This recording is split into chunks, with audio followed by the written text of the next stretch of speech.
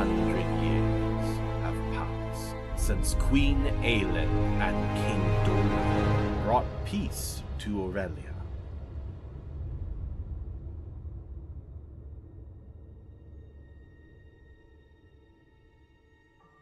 But the scars of battle still linger, haunting the land.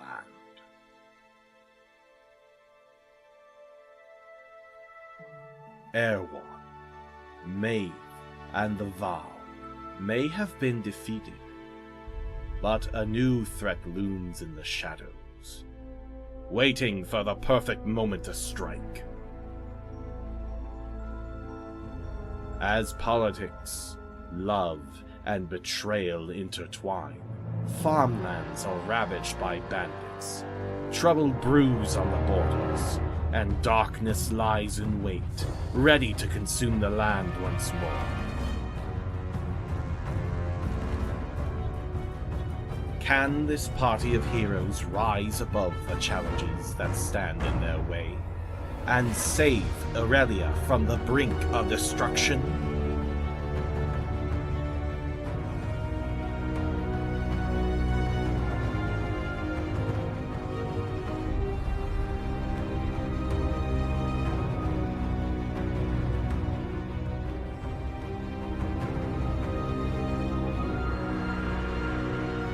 Or will the walls of this newly built kingdom come tumbling down?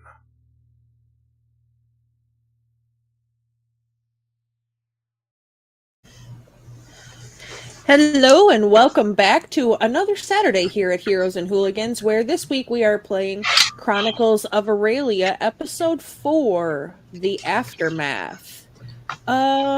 Sarah, I believe you volunteered to do our recap this week? Yeah, so we all kind of reconvened at the Crow's Roost, which is the little inn that my grandparents own, just to kind of like catch our breath and have a very strong drink. Speaking of which, Thesis was convinced that he could drink a tall glass of alcohol and regretted many of his life choices immediately thereafter. Gia stole some stuff that she really didn't have to steal and got caught. I sent some of the neighborhood kids to see if they could hear anything about the craziness that was going on. Let's see. Azithal and I both sent out messages to our various people. Let's see. The kids didn't come back with much, just that the castle was on lockdown, which we probably could have figured out, and that there were Teresan royalty on their way because of the simulacrum that doesn't exist anymore. And then we all went to run some errands. Some people went to go sleep, and Azithal went to check in with the Healery people. I went to report to my handler, and Thesis, the golden retriever, demanded to come with me. I dropped him off at a gambling establishment where he was ripped off and then decided it wasn't fun anymore. And that's what you missed on Glee.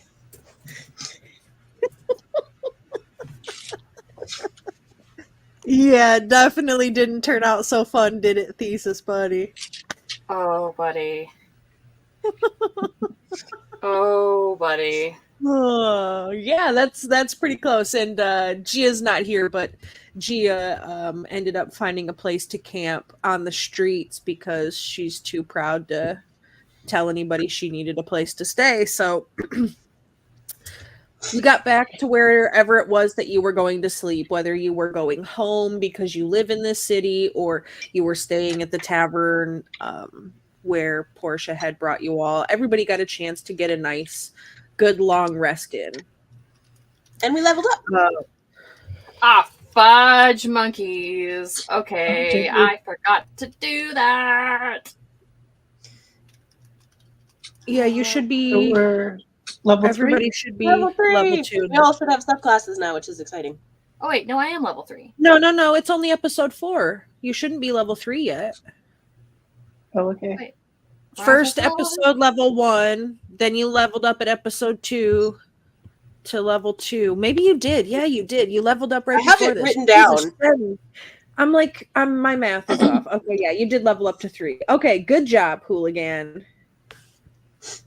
Good job. Oh. Yeah, so you're all I was level 3 supposed now. to- I was supposed to So- fix my character for that. Well, you shouldn't have combat today, so you should be okay. If you need me to go in and bump your level, just let me know and I can do it quick. Yes, please. Okay. Oh yeah, I Any can't comment? edit it. I can't I can't edit in above VTT, can I? No, you have to do it Okay. on regular Regular D&D Beyond. Okay. The gods are looking happily upon me in this moment. It is allowing me to open up D&D Beyond in a separate tab. Yeah, Praise me. It's not always friendly, that's for No. sure. Not with StreamYard also open. That's the Uh-huh. point.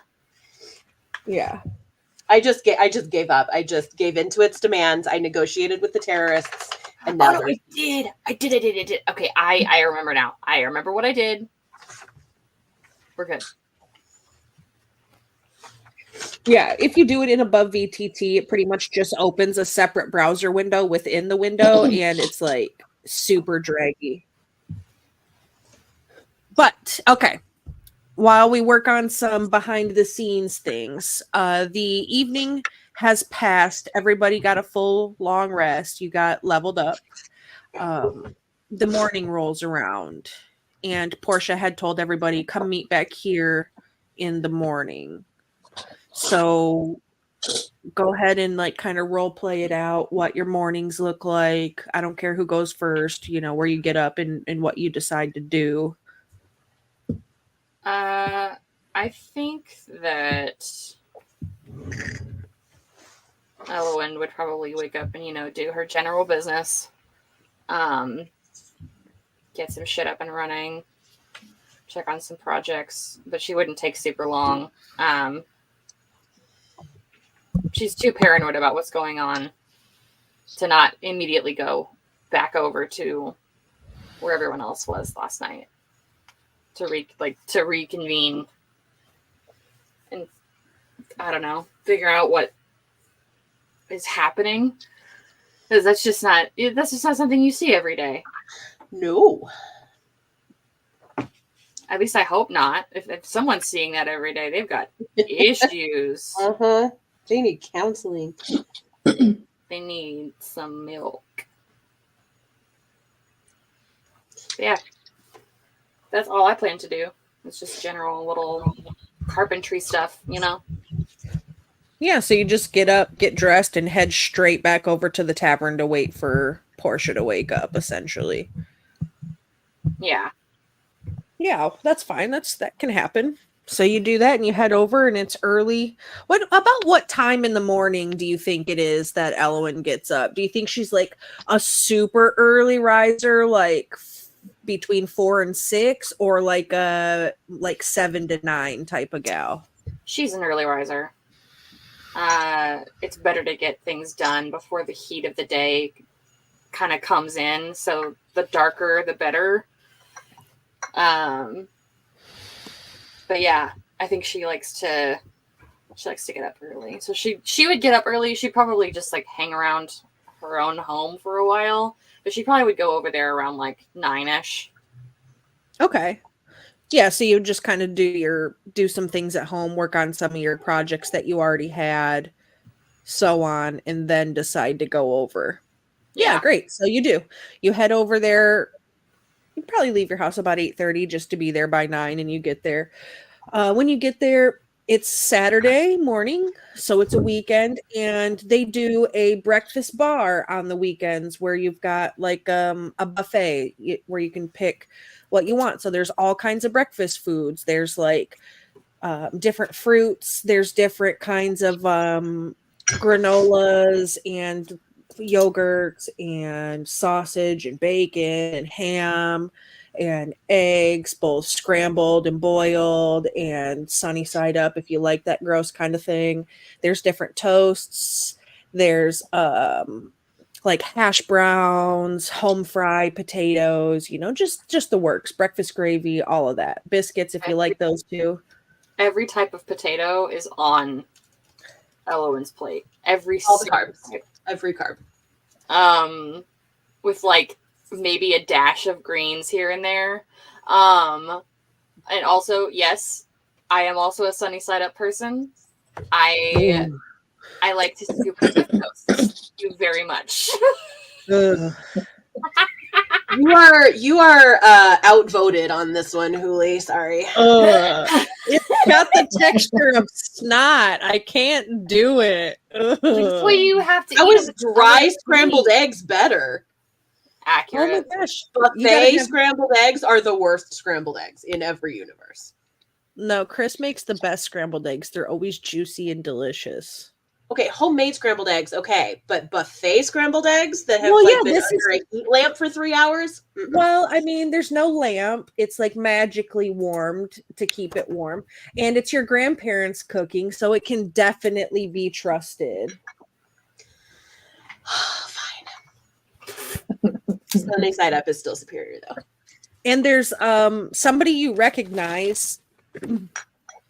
The girl who was kind of doing the hostess things the night before, she is at the buffet. She has this little table, the kind that they bring like tableside to do bananas Foster or Caesar salads when they do them from scratch. She's got this little table where she's making omelets fresh.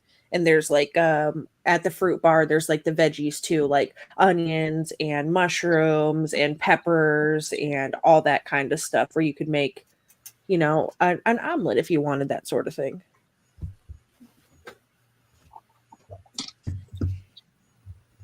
Sticking with potatoes.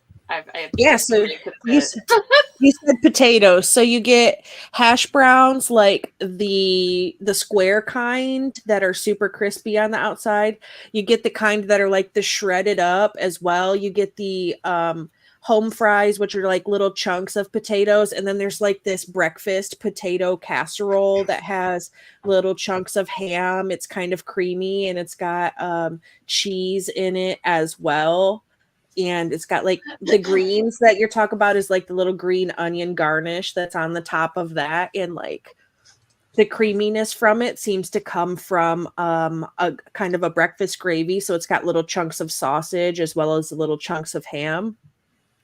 And then you get a little quiche, a little cupcake size quiche that has potatoes and cheese and eggs in that too.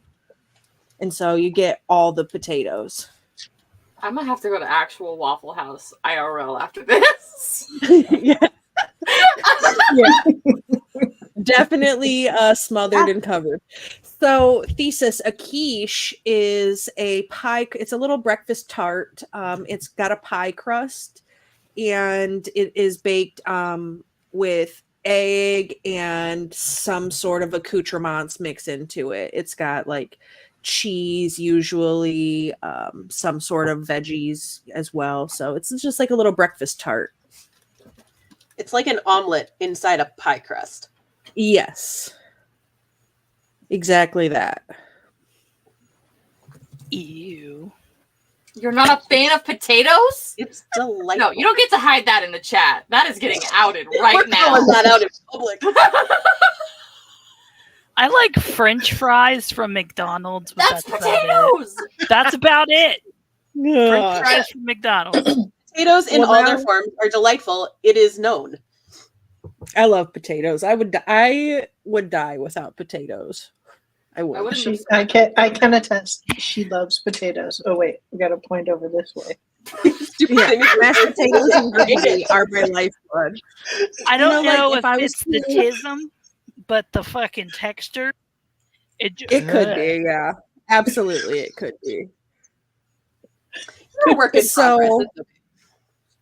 So Ella, when you come in, you get breakfast. You're not finished yet. Who do you think is up next? Azathoth, do you think you're a kind of early riser or no? She's an early riser. She has a lot that she wants to get done before she heads over to the Crow's Roost. She wants to get a report back on where the healer that went missing, Kayleen, she wants to get a list of who she was visiting since she was making house calls that day, who she was visiting. All she learned last time was that Kayleen went missing and she was going to a noble's house. She was going to noble's neighborhood or something like that to make house calls. Okay. So she wants to, hopefully she can find out where. So she would get up in the morning. I think instead of saying prayers, she would just meditate on her new fire abilities that have manifest. And then she would see if there was a report on what happened to Kayleen. And then she would head over to the Crow's Roost. Okay. So your first course of action is what? You meditate first and then you go out and figure everything out? Is your meditation like the first thing you do when you get up? Yeah, meditation. And then she would pull a smutty book out of her bag and give it to Iki, since she really likes those bodice busters. You're gonna give your little spirit friend a bodice buster to read. Yeah, I love little light reading. And so you pull this book out of your bag, and on the cover is a beautiful pink and purple sunset over the ocean, and you can see like a crest of a wave on the cover where it's got like the white froth around the water, and there's this like little rocky outcropping that juts up over in the foreground of the image, and standing on this rocky outcropping is this tall, very buff man with long blonde hair that seems to be flowing in the wind, and he's got on a pair of like trousers that kind of come up above his ankle a little bit, and they're really tight, and you can see the ripple in the thighs where the muscles are, but he has no shirt on. And his abs are glistening in this sort of setting sunlight, and he's got his hands in a really elegant position wrapped around this woman with her long curly flowing hair, and she wears a light silken type of dress that is a beautiful shade of light pink, and it's just a super 1992 Danielle Steele type of book cover. Are the good parts already dog-eared? Are what? Are the good parts already dog-eared? Yeah, absolutely. Just check. That spine is so cracked it went to a chiropractor. Mhm. Thank God. We all know. We all know what's going on. I think you'll like this one, Iki. And she picks it up and she looks at it and she's like, "Oh my gosh, I have not read this one yet." And she's so excited, and she immediately flings the page open and it ignores your entire existence and goes to reading her book. Yeah, that's about right. And so you do your meditation. It doesn't take you too long, and you get up and you get dressed for the day after that out of your comfy clothes, and you get into your more proper clothes, and you grab up your things and you head out, and you go to the offices to try to see if there's any more information on Colleen. And when you get down to where the offices are meant to be, you get in the hallway, and it seems like it's very loud at the other end of the hallway, and you haven't come around the corner to see where the noise is coming from. But when you do, there are several guards standing outside of the offices, and the door itself is closed, and the noise seems to be coming from in there. There's some very elevated and excited sort of voices from the inside of the office. And these are not Torre guards. These are city castle guards.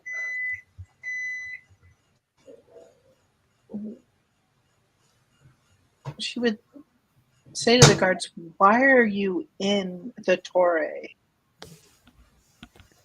I believe it's best if you go inside, ma'am. All right, she'll open the door and she'll go in. She's annoyed as hell that these guys are inside the Torre. Yes, because they're not supposed to be. It is a place for women, and it's supposed to be a safe place for women. There are a few men that work there, but for the most part, there are special circumstances, and all of the guards that work for the Torre don't even come inside. They have their own little guardhouse on the property where they stay in. So it's very much something that would annoy you because they're not meant to be in here. It's very well known. But you get inside, and one of the other healers is there, and her name is Margaret. And when she sees you, "Oh, Lady Azathoth, I'm so glad you're here. Come with me." And she grabs you and she takes you off into another room. And usually this room is used as an office, but when you come in, you see that the desk has been cleared off and there's a white sheet over the desk, and on top of the white sheet lays a body covered in another white sheet. She was brought in this morning. Is it Kayleen? It is Colleen.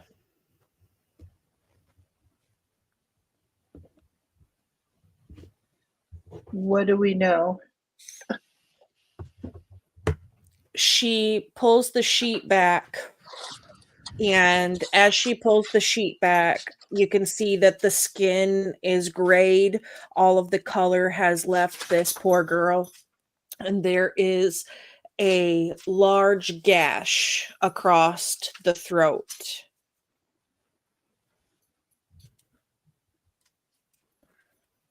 Where was she found? By the river.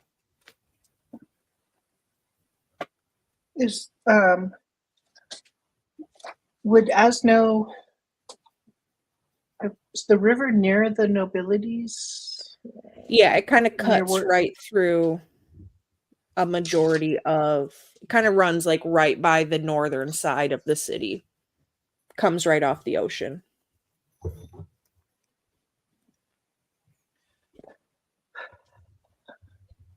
How far was she found? Okay, so she was found near the river, but Az wants to know, like, how far from the house where she was supposed to be visiting was she found? Well, I'm not really sure. One of the little street kids found her this morning laying on the riverbank. So we don't know if she had taken a trip down the river at all, where she came from, but she was found near the docks, on the riverbank.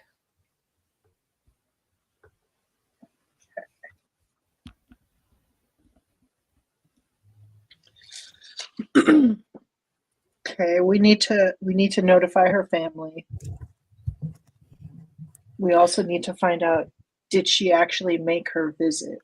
I want to find out after she left the Torre, I want to find out every step she made until somebody found her. Okay, I'll get somebody on that right now. Are the city guard, are they letting anybody out today, or are they still keeping us surrounded for our protection? Oh, they're the ones that brought Colleen to us. That's why they're here. But as far as I know, not be in here. They need to be out They should not be in here. I'm really annoyed that they're in here. I know. I'm sorry. She was just too heavy for me to carry on my own. She came in very early this morning. Okay. All right.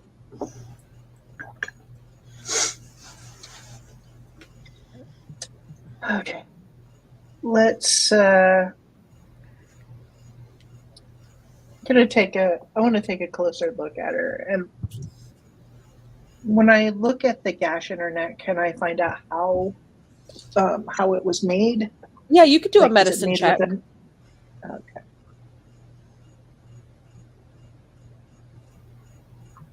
Oh, I forgot. I'm not rolling it in the thing. So sorry. Oh, that's okay. I got a You can roll 20, it. but let me get logged into the other. I see it. Oh, okay. Excellent. If you rolled it from your sheet, it did pop up in the game log still. So Okay. okay, so you got I a 20. 20. And are you just examining the neck, or are you going to pull the sheet off and examine her entirely? Going to spend time. I want to start with the neck, like where the wound is, and then I want to examine everything. I want to. Okay, so you can see when you examine the neck a little closer, you can tell it was cut with a very sharp blade. Something probably like a sharp dagger or like a razor, like a straight razor or something, like something very sharp. And you can see as you examine the rest of the body, bruises on her wrists and on her ankles.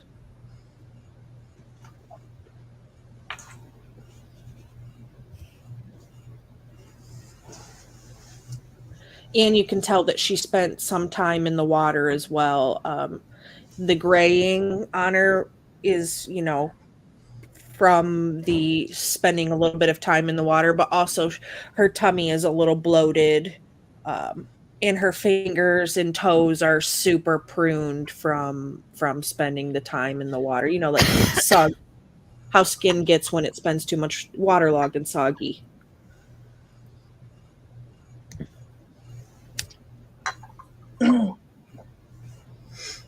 Okay. I'm going to tell Margaret to keep her this way for now. I will tell her that I have to go to I've been summoned to the castle. I will report this to them. They may want to send someone over to examine her, but I will message and let you know when we can prepare her to release her to her family. Lady Azathoth, she doesn't have any family. Oh, Just okay. us. Just us? All right.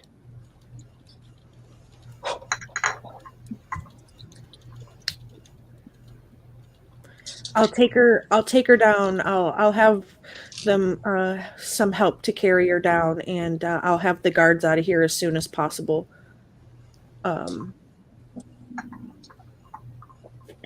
Yeah, we'll get it taken care of, and I'll do a little gentle repose on her to keep her from changing state past this, so that she can be examined. Sorry to ruin your morning. Nah, it's no problem. I'm glad we know now, but I just need to find out what happened. I need to find out exactly what happened. And I'm just really upset about this. So I can understand. I'll tell Margaret that I'm going to have to leave because I've been summoned to the castle. But I will check back in later.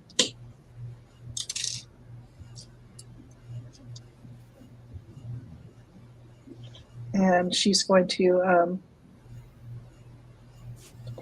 walk out, talk to the guards, and say, "Okay, thank you for bringing her back, but you guys know that you're not supposed to be in here. So let's go back outside." And they follow you. They don't argue with you at all.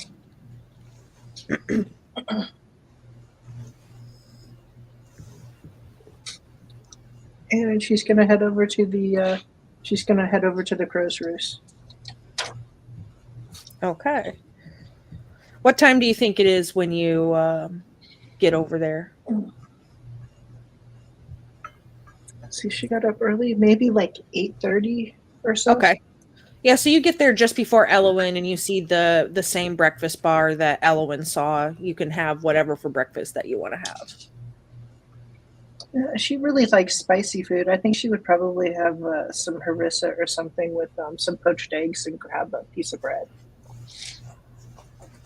Yeah, there's like some salsa, some chili crisp oil you could put on your stuff there if you wanted to, however you want to do it. All right, yeah. That's what she'll have.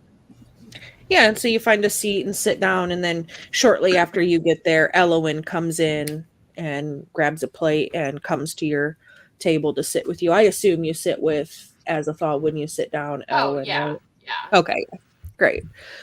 Thesis and Portia, you both stayed here last night. What time it is do you think that you two get up? Portia's not going to get up like early, but sunrise or shortly thereafter.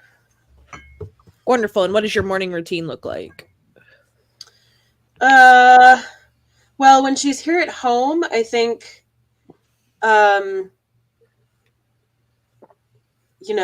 depending on what she did last night, maybe a bath, and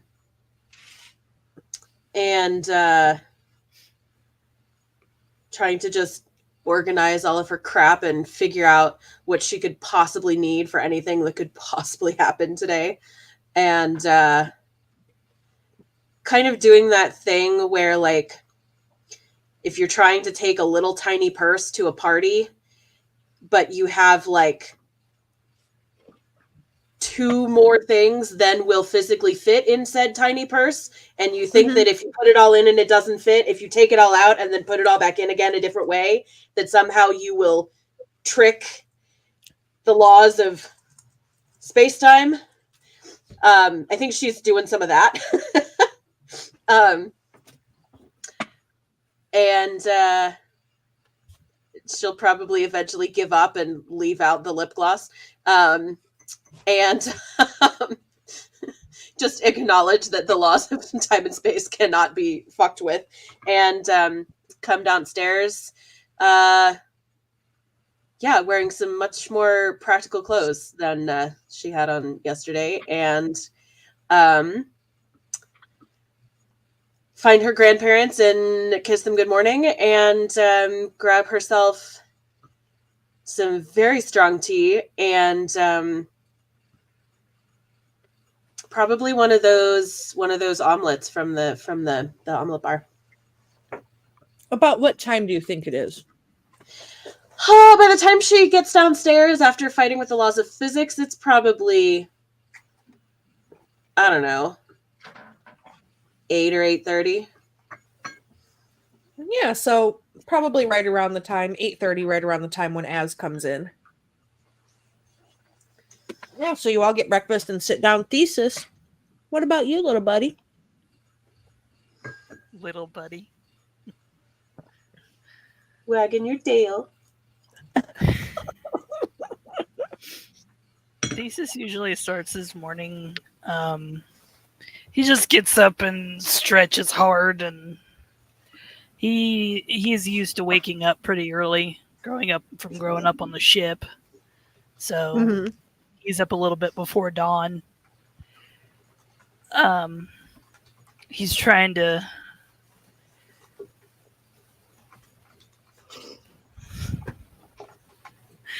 he likes to do some push-ups to get himself ready for the day, some push-ups, and does some pull-ups. He's trying to get them muscles. Yeah, so some morning calisthenics. Does some sit-ups on the bed,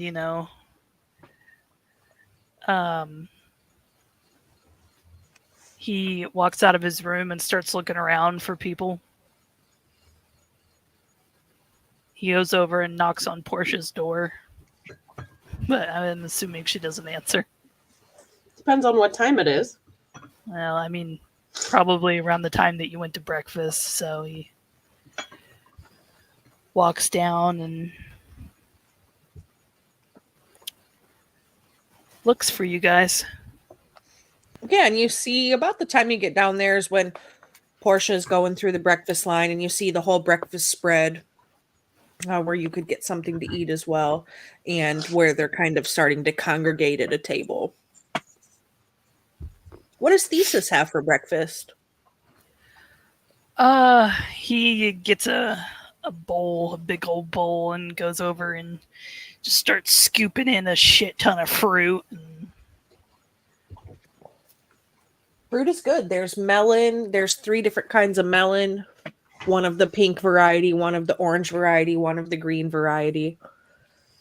There's some grapes, green and red grapes. There's some strawberries, blueberries. Don't mind if I do. I don't like blueberries. Blackberries and raspberries. Ooh, raspberries. Well, thank you. There are some bananas also if you're the type of person that likes to eat junk. Banana. Let me peel that shit. Is Thesis saying all of this out loud? Are you narrating your trip through the buffet? You're that person? Oh, yeah. Okay. Oh, banana. Don't mind if I do.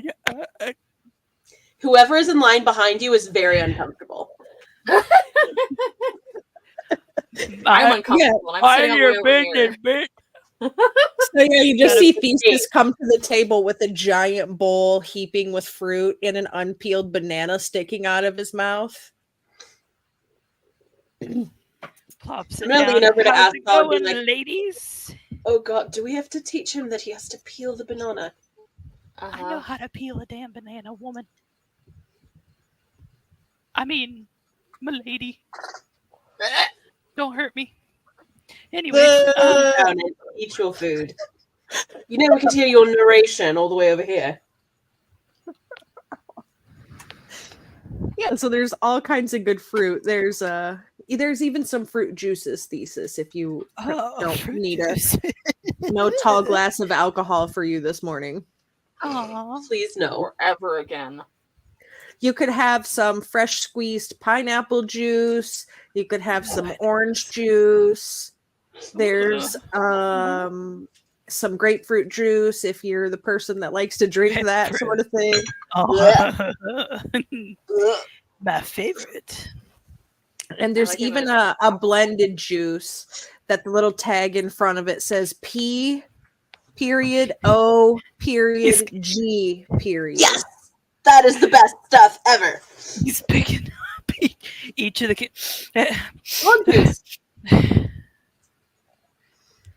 one that Pineapple, says, orange yeah, pineapple orange guava is right. It's It is delightful. Pog is the best juice.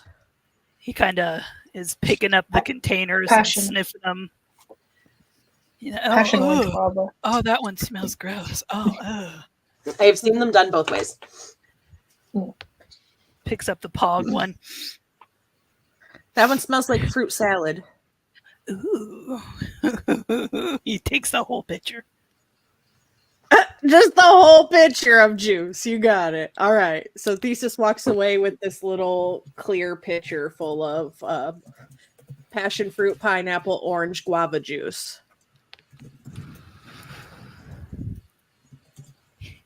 He gets a straw and a little umbrella and pops it in there. And yeah, that's the shit. That's the shit. As soon as he sits down with the entire pitcher, Portia's going to just very quietly get up, get a glass, come back, pour some into the glass, and take the pitcher away. Oh, come on, man. Not saying anything, just doing it. Ew, manners. Ew. Sorry, don't hurt me.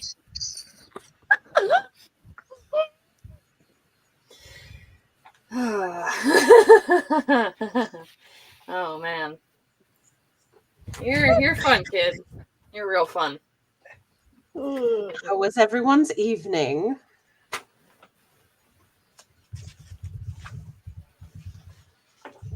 That good, huh? I struggled to sleep. I'll be honest. This is not something that I had in my thoughts of what could possibly ever happen in the future.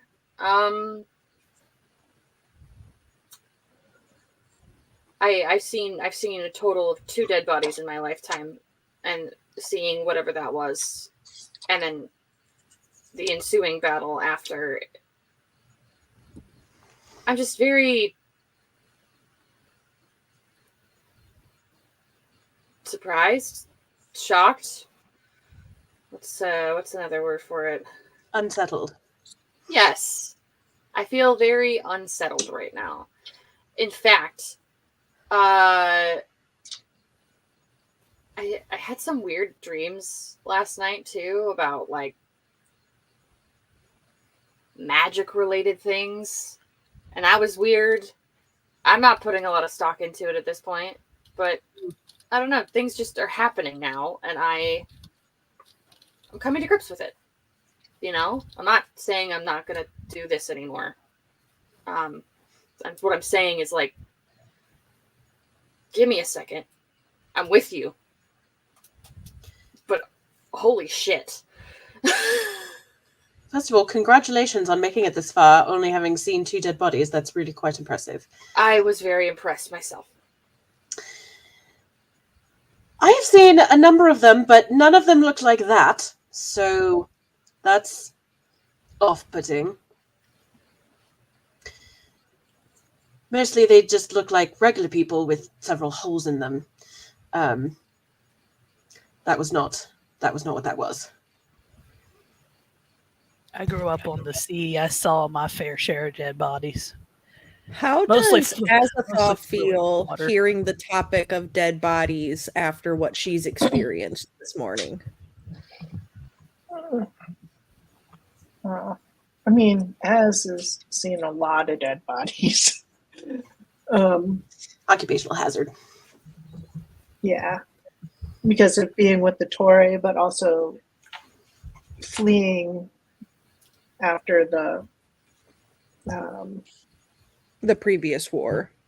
The previous war, yeah, fleeing from that. But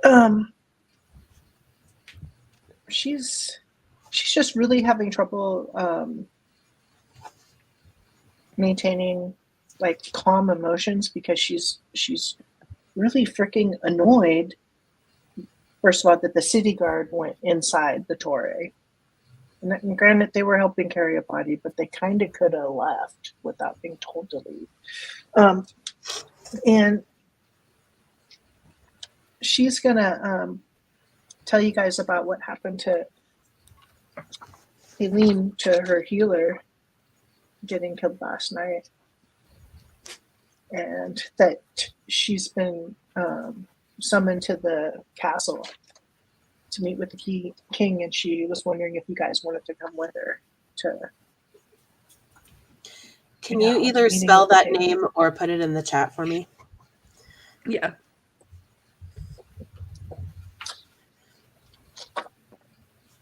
Oh, good. That's the way I spelled it. I spelled it right. But would you guys want to go up to the castle? You can get some answers there. I've been tasked with going back to the castle as well, to look into different things, obviously. But yes, absolutely. It's not at all out of my way. And if you'd like moral support, I'm more than willing. I forgot to tell you when you were at the Torre, Azathoth, but you can do it now. So if you wanted to do like a history or insight or something along those lines to see if any other bodies have turned up in the same manner as Colleen's had.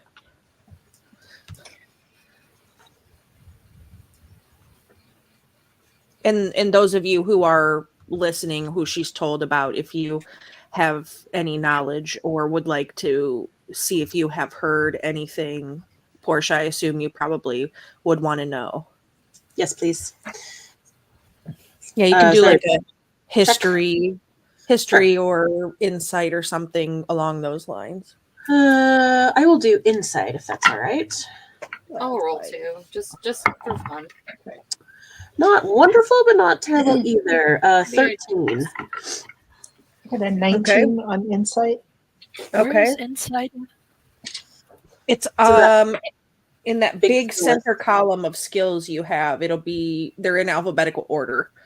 So I rolled found a it. 9. I rolled a 6. okay. So we got a 13 and a 19 are the highest rolls. On a 13, you recall hearing a couple of weeks ago about another young girl who, not young like teenage, but like young, early 20s-ish, between 18 and 21, who had washed up on the shore of the river in a similar manner. And Azethal, you recall the same thing, but you recall that this is the third body in as many months that you have come across with these same sort of markings, which makes you think maybe there's a reason the guards came in, and that is why they came in, is because this is the third body to be found in a similar manner.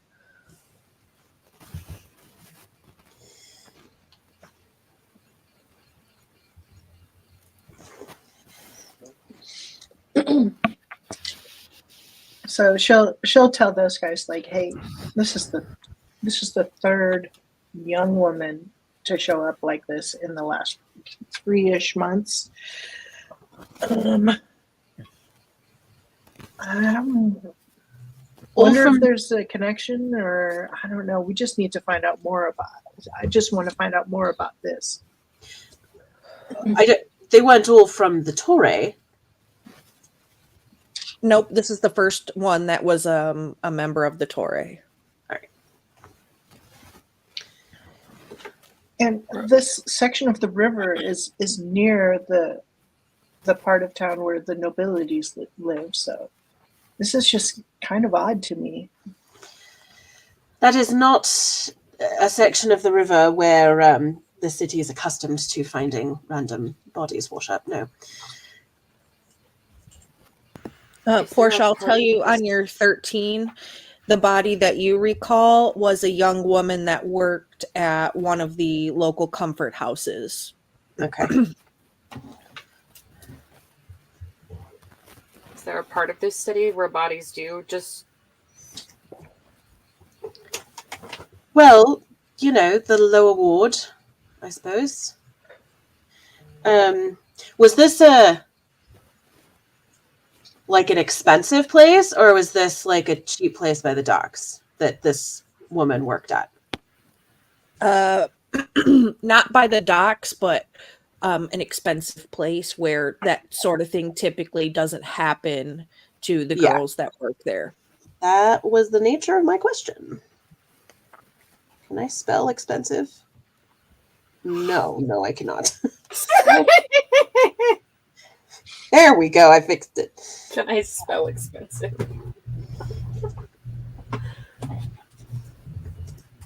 I'm not good at multitasking, okay? It's fine. Yeah, and the comfort house that she worked at was a comfort house, not a pleasure house. So more along the lines of courtesan in the regard of being an entertainer. I would even say maybe even more like in the geisha way, where she's more of an entertainer rather than, a spend the night person. Got it. You're paying for her time in a very sort of literal sense. Yes. Okay. The kind of girl that you would take to the opera for the evening if you needed a educated date, but not somebody that you are taking home after the opera, sort of thing. Okay.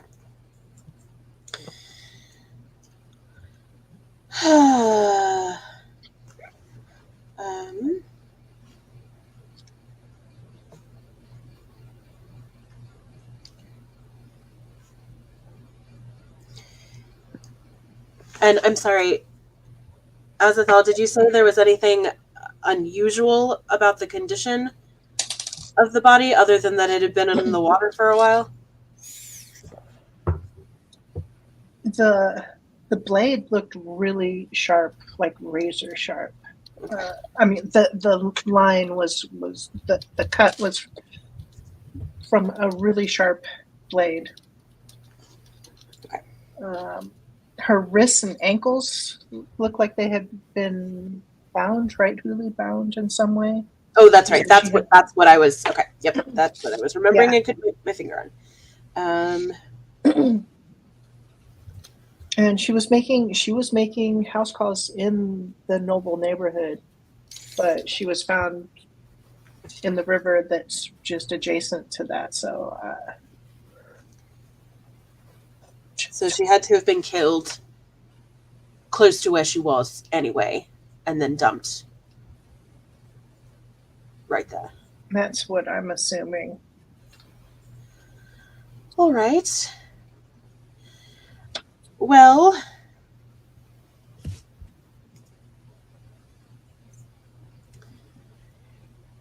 is anybody else smelling an aroma of ritual here, or is that just me being paranoid? Maybe like a pattern? Sort of. I mean, young women being bound, killed in a very specific way with a very sharp implement. I don't know. On top of that, why was the one that we saw not actually her? Oh, you mean the one last night? Yes. I don't think that's... Well, if it's related, it's not directly related. I don't know. I think the Terrassan delegation that is set to arrive a bit later may be able to shed some light on that. But clearly they knew somehow that that fake person had I don't know, killed is the right word, but didn't exist anymore. So, and I don't think you can make one of those and send it in place of the real person on accident. So either the real person, has been kidnapped and is in a basement somewhere, or she's safe at home and the fake one was sent in her place because she and her people had some sort of suspicion that something exactly like that might happen. That could be. I'm like I said, hoping that actually speaking to these people when they arrive will be able to tell us that, at least. I have been tasked by my guild to go back to the palace and see if those creatures have any sort of symbology or insignias on them. I don't remember that they did. Sorry, 1 minute.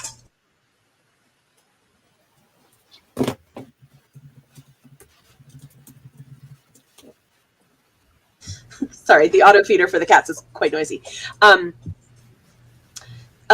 So take a look at those creature corpses and see if there's anything identifiable on them, and then also to just do my usual thing and speak to the scullery maids, the kitchen staff, the stable boys, and see who saw anything. I'm hoping some of the servants may have seen Damon leave. Someone had to have. And the wonderful thing about servants is that to that level of noble, they are basically invisible, which makes them excellent spies.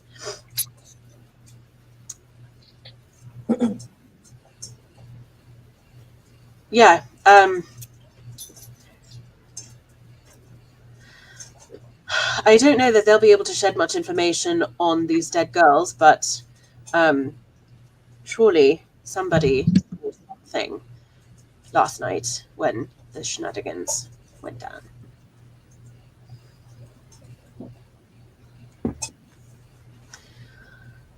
And if no one saw anything, then that is also information, if a bit more frustrating. No answer is an answer. Yes.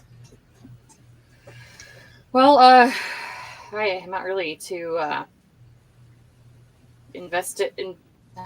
Fuck, what's the word? I don't investigate things too often. That's just not how my works. How can I be of assistance in this moment? I would like to do whatever I can to help. I'm not really the thinking type, which makes me sound stupid. I'm not stupid. I'm creative. I like blueprints. I need blueprints. I understand. I mean, I don't know. Azathoth, maybe? Yeah, I know. I can help you when it comes to investigating the bodies. I'd like more information about these, who they are, where they came from, anything. I haven't heard anything within the guild myself, but that's just because I haven't thought to listen. So, because most of it's just angry people being upset about the market, and I just like building furniture. So, yeah. Actually, angry people tend to be a bit more loose-lipped than they would be otherwise. Anger is an emotion that doesn't work well with keeping secrets or being discreet. So if you have guild members that are angry, even if it's about something unrelated, there may be something there that might slip out unintentionally. I think I should investigate that as much as I can possibly investigate things. We all sort of have our pools of people, and I think we should make use of those relationships as much as we can. Yeah, I agree. Though I highly doubt people on your dad's ship are really going to do or know much of anything. Unless, I mean, maybe? There were quite a lot of foreign dignitaries at that party last night. It's true. I could send a letter to my father, see if he knows anything. I think that would be extraordinarily helpful. He gets up. People leaving in a hurry by boat, for example. Or, disposing of the body of a young woman, that too. Yeah. Small detail. Little thing. All right, well, did everyone get enough to eat? Anyone have any paper? Yeah, if you go to the front desk, they can get you some and send a messenger. I will be back. But Azathoth, I'm sure we would all be more than willing to go with you to your audience if you need some, moral support or backup or whatever. Yeah. Yeah, I'll need help. I'm not really thinking straight. I'm of course just having a hard time controlling my emotions right now.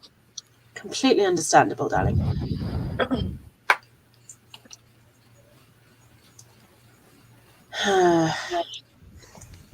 All right. Anyone need a refill of anything for the road? If I can get some more, coffee.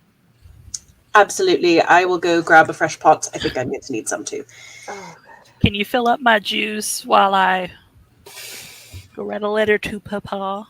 Yes, if only because I don't trust you to do it yourself. I do all of those things.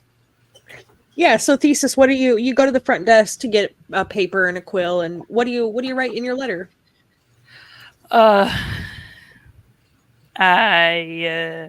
Dear Papa, kind of ask him if he knows, if he's seen anybody leaving in a hurry. If anybody knows anything, if he could reach out to some people that he knows to get any information about what might have went down at the castle. Okay. Yeah, so you write out this letter. It's not a super long letter. It's short, sweet, and to the point. Like, hey, yo, Pops, what's up? I need some information. Love, your child. And you've put it in a little envelope and seal it up and such. And I mean, of course, I want to ask him if he made it back to the boat okay. And yeah, the little lovey-dovey family shit's in there too, of course. Yeah. And the girl that normally works the desk, when she sees that somebody has gone to the desk, she comes up to, oh, do you need me to send that for you? Yes, please. Her name is Laylee, if you didn't remember. Yeah, okay, great. That'll be she wiggles her fingers doing some like air math. 5 copper should suffice. Carry the one. Pulls out his little baggie. And she just reaches in. She reaches What is that in motion? and pulls out Offering her the bag. She just reaches into your pouch and plucks out 5 little copper pieces and like shows them to you. And takes your letter. I'll have it sent out when the messengers come by.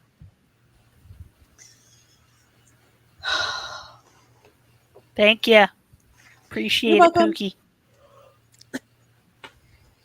She just grins at you. Goes and sit back down. I've brought a fresh pot of coffee and I kind of refill everybody with some lovely, lovely caffeine after I'm sure we all had not the greatest night's sleep last night. No, not at all. I dreamed about sea ponies. All right, most of us didn't have a very good night's sleep. No.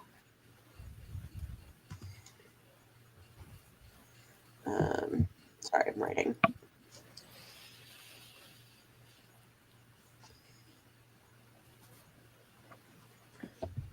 So it was about, I'd say 9 o'clock when everybody came together, since Elowin was coming in about 8:30, 9 o'clock.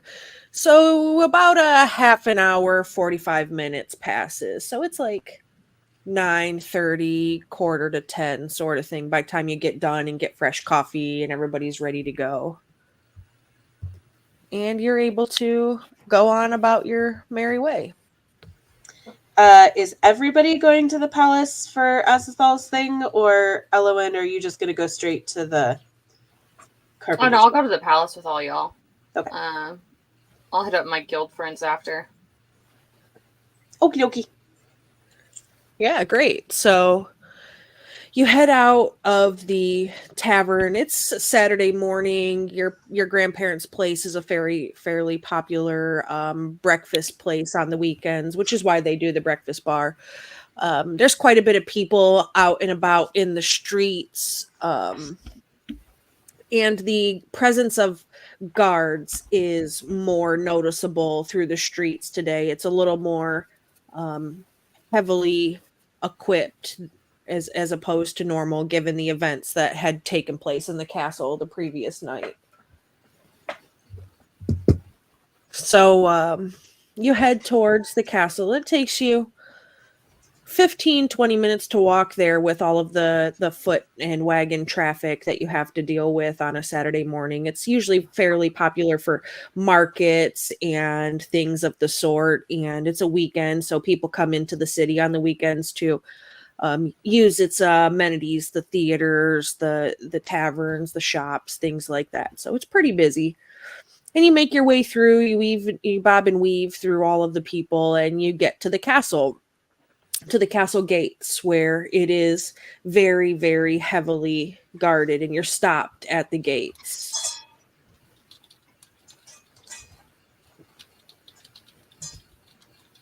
Asafal, you're up.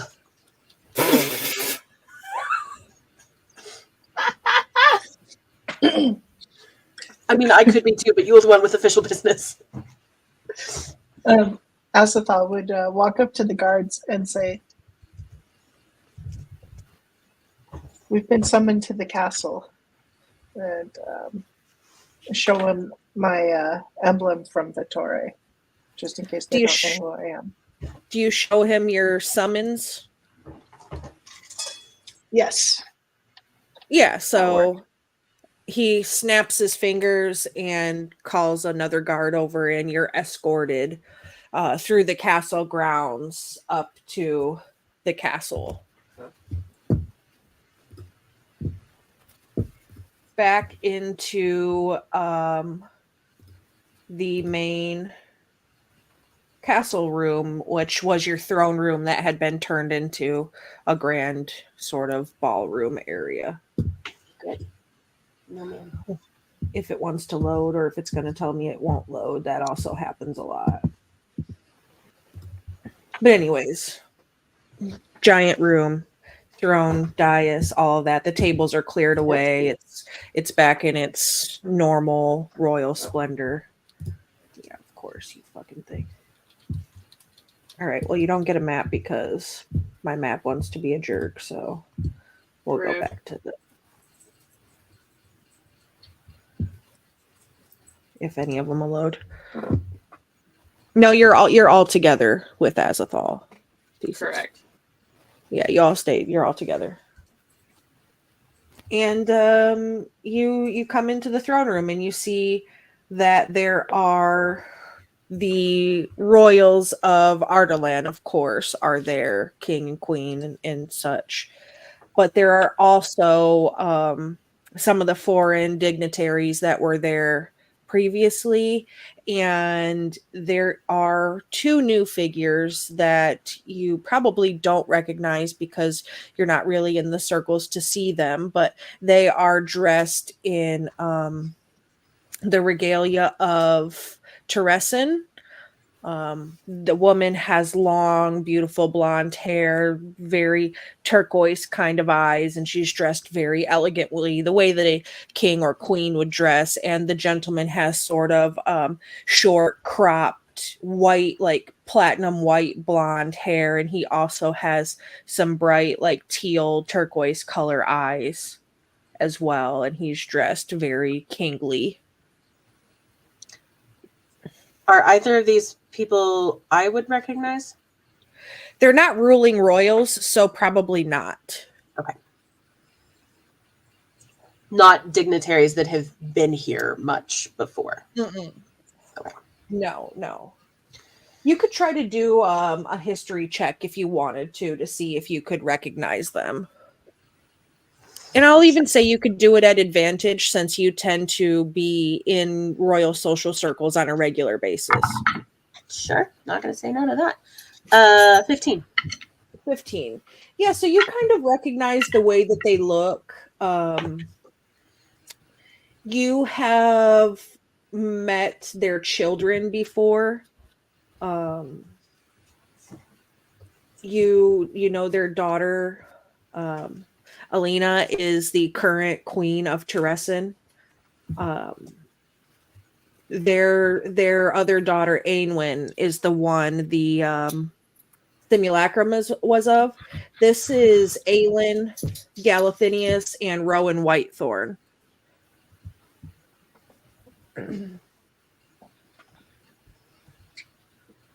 Would I'm sorry, can you say those names again and or put them in the chat? Otherwise, I will butcher the spelling. Yeah, I sure will. So their daughter is the one I've met before. And that's the one who is not the current queen? Hold on 1 second while I type this. I demand that you do 5 things at once. Okay, Immediately. so their children are all current ruling royals. Ah, okay. Their son Aeson is ruling in Wendelin. Their daughter Alina is ruling in Teresin, and Aenwyn is ruling in Dornell. She is the one who the simulacrum was of. Got it. Okay. And these are Fey folk. They were part of the war. This is Aelin and Rowan that helped alongside Dorian to, end the war that had happened previously. So they are very important people, even though they're not actively ruling currently.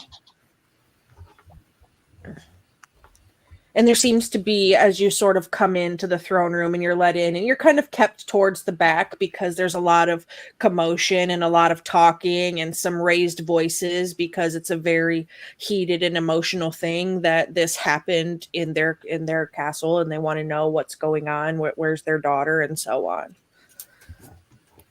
So lots of arguing as you're kind of kept towards the back a little bit at first. And then after some minutes, then they kind of calm down some, and you're brought forward in front of the king and queen of Arderland, where you're at now. Which these people very well. As would curtsy as she is brought in, and she would say, "Good day, Your Highness. You summoned me." Yes. Thank you for coming.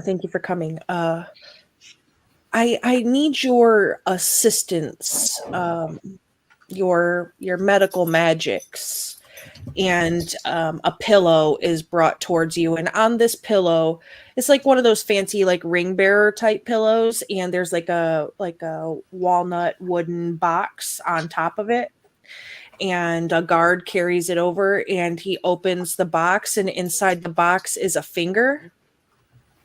We're wondering if you could help us identify this finger as real or fake, and also let us know if it has come off a living body or off of a corpse. Okay. Oh dear. Okay. She tries to conceal the shock on her face as she does it. Would I be able to do a medicine check to determine Yeah, you this? could definitely do a medicine check. Got a 25. Nice. Yeah. So you examine this finger. Do you take it out of the box, or do you leave it in there? She's going to leave it. She's going to open the lid and get it under a good lighting, and she's going to examine it that way, without touching it. Without touching it. So you see, first thing you notice is there's a ring on this finger, and it looks like a royal seal ring. You could roll a history check to see if you could identify the seal or not. Okay.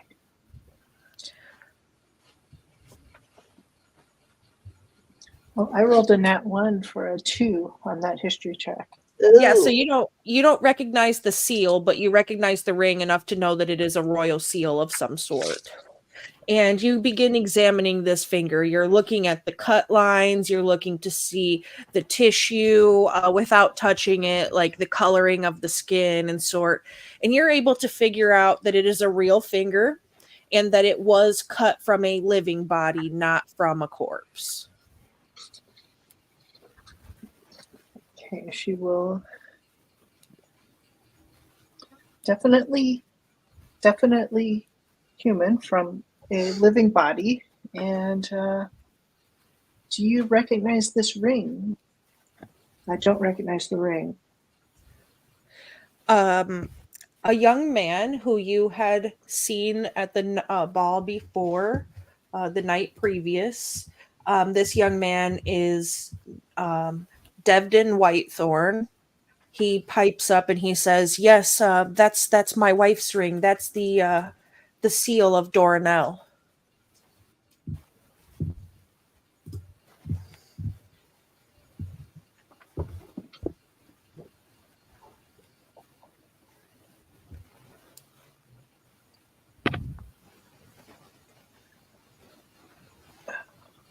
Okay.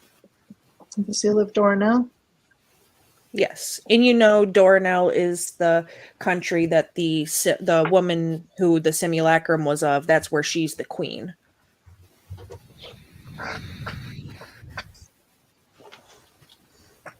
She will ask, Your Highness, what is going on? Well, One of my healers was murdered last night, and now you're asking me to identify a finger. Found a simulacrum yesterday. What in the world is going on here? well, it would seem the Your peace Highness. that we've had for the last 100 years is coming to an end, wouldn't it, Azathal? We didn't know you were going to be accompanied by others, but if you trust them, we'll gladly give whatever information that we have in front of them. If not, I ask that you have them step out.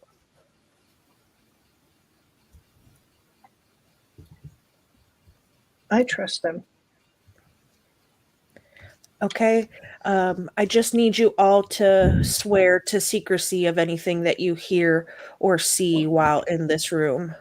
And another guard comes out and he holds a sword. And it's the king's sword. He wears it. It's his regal sword or whatever. And he just says, just put your hand on the blade and swear that anything you see or hear in this room doesn't come out of this room.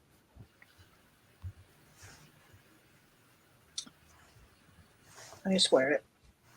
So you feel, as you say, I swear, you feel this sort of thrum of magic into you from your hand, and it's essentially you just made a binding pact that you're sworn to secrecy on the king's sword. Portia is slightly annoyed by that, but she does it anyway. Yeah, so you do the thing and you feel that thrum of magic through you. Man. Shit. Kind of like the effects of a Gaius spell, like a compulsion to do what you say you're going to do, or however. And as you swear, you see the king waves his hand, and the guards sort of lock the throne room down, and they pull the blinds sort of shut and things, and it's a large crowd. They're not meeting in council chambers. There's not enough room in there, so there's a lot of things going on. And he pulls from his pocket a envelope that has a black wax seal on it. And inside the wax seal of itself is the symbol of a kind of looks like a gemstone, cut like a gemstone. And he hands you this letter, Azathal, and he says, this came in the box with the finger today.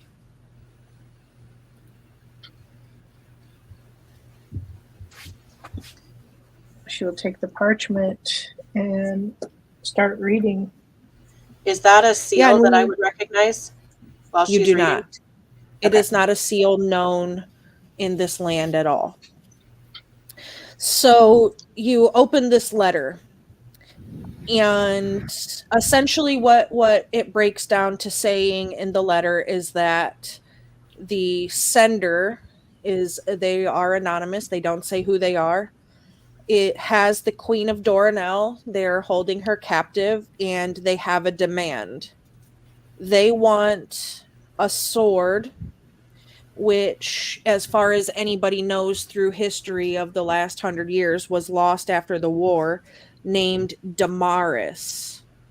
It is a family heirloom sword of the Havilards, originally yielded by the founder of the Havillard family, Gavin.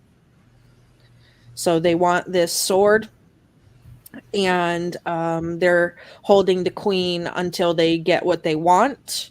And it doesn't say anything about who they are, but they say, you have 7 days to bring the sword to the Dead Islands. Which, Thesis, the Dead Islands, that's where the Pirate King sort of ruled before he was able to go back to your homelands where you're from.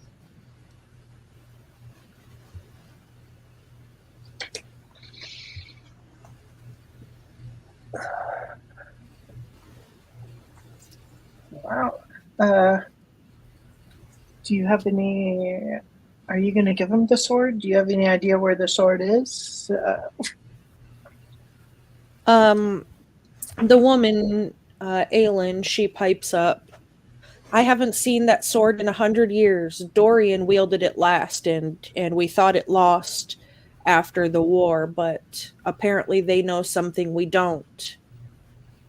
It was last seen in Teresin, so you're welcome to come and look there. We could have somebody show you the battlegrounds where it was last seen. More importantly, I think, what could these people possibly want with that sword? They get kind of this look on their faces, and the king says, well, it's my ancestral family sword.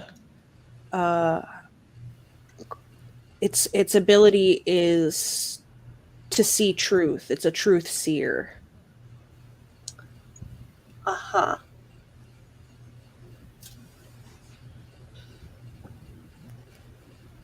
But it was also the sword used to cut down Erwan at the ending the battle. And Aelin will pipe up and say, the blade was previously silvered, but after it cut through Erwan, it turned to sort of a black onyx. And none of us have seen it since, but if it's around, it means that I assume that Dorian had hid it somewhere, so that way nobody could ever wield its blade again.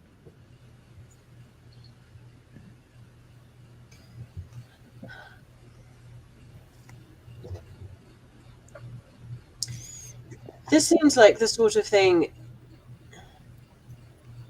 Well, I don't know.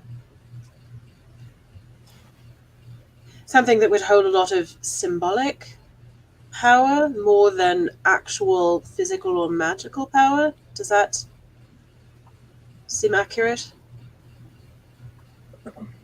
Well, I don't know. I only know really anything of it of legends, the king says, because we haven't seen it. I've never seen it in my lifetime. So I can't really say what somebody would want with it, but they're holding the queen, and this happened under my roof in my halls, so I feel obligated to help with this. And I was hoping that Azathoth, being very attuned with magic, would be able to assist in this. And now you folks, since you're here and you kind of know what's going on.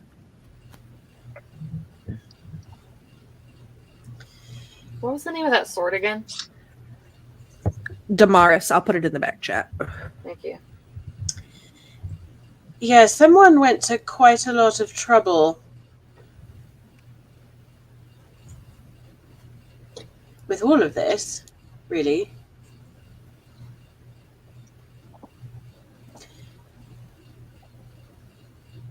So, I think I know the answer to this question, but just to make sure all the bases are covered. The simulacrum that was destroyed last night, I assume you were not the ones who sent it. No, we didn't. All right.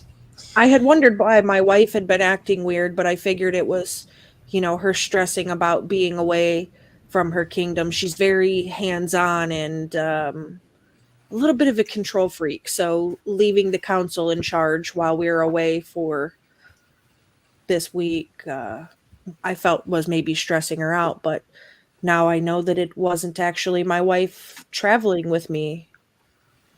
On that note, when precisely did you notice her starting to act strangely, and or was she absent from something she should have been at? We stopped at a few places, and the first couple nights she was having trouble sleeping, so I just assumed that when she would get up at night that it, she was trying to calm her nerves some. And after about our third day of travel, when we were about to get on the water to come over, is when I noticed that she was just really acting more strange. She was just more quiet and docile, and I just figured it was stress really getting to her. And I think whoever grabbed her when we were still on the continent before coming over here. Well, that complicates things.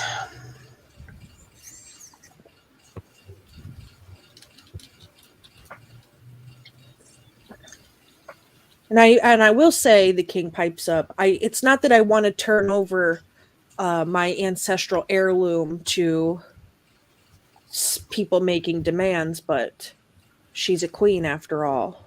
Her people need her, and it feels the right thing to do. And maybe we can get some more information about these individuals and what they're trying to do and what they want to do.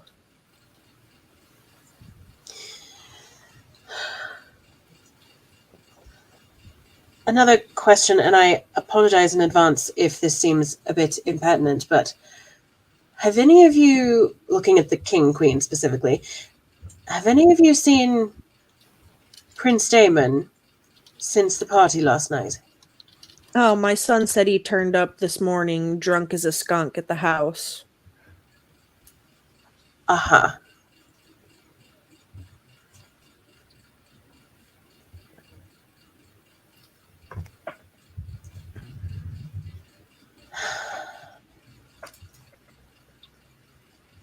Elowen's gonna give Portia a look. I'm just like, okay. I'm just gonna leave that hanging. Not sure what to do with that. Well, he was drinking the previous night, so it's Yeah. No, I'm well aware of that.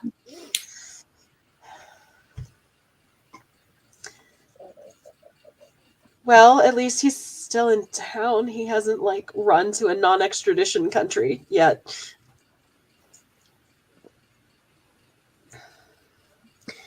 Okay. I know this is a lot to ask of you, but I ask you as a thought because we trust you, and we know that you have an understanding of magics where a lot of us don't have much more than a basic understanding of it. Some of us do, but not very many.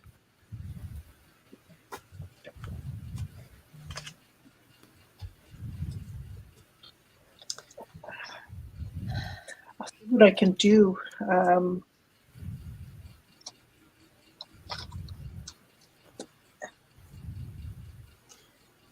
Barring some sort of extraordinary magics, I think this is a people issue. Right? If we can retrace everyone's steps specifically enough, we should be able to figure out what happened and when and who was involved. I mean, I suppose this is a situation where we can't actually rule out extraordinary magical interventions, but Your Majesties, I'm sure you know my network is rather extensive. I think with all of our various connections and specialties, I think we should be able to at least figure out what happened. The reason why not necessarily the magics, but Azathoth seems to have a understanding of magics as well as bodies, and if the queen is hurt, then she'll be able to take care of her. Our court wizard has explained to us that to be able to make what we have now learned is a simulacrum, it requires a very, very high level of magic, and usually a simulacrum is made as a copy of oneself. So for somebody to be able to make it as a copy of another one's self, then we expect it's a very high level of magic being used in such. So while we have other folks that we could send, it's more of we're trying to keep as much of this under wraps as we can in order to not incite panic in our homes. Some people that experienced the war still live today, and we're still, as you know, recovering from what happened, and it's been 100 years. So it takes a delicate, quiet hand to manage such. And if we were to send important peoples of the courts out on such a quest, it could raise questions. So having Azathoth and you folks go out and do this for us would be less questions raised, because people aren't going to immediately recognize you as members of our courts and councils and such, the way that our courts and councils would be recognized.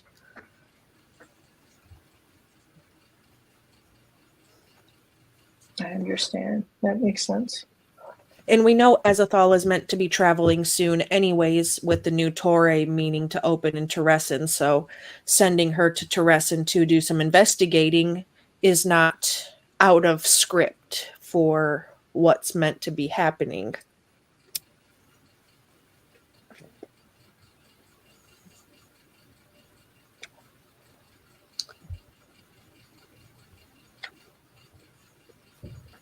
All right. Yeah, 7 days.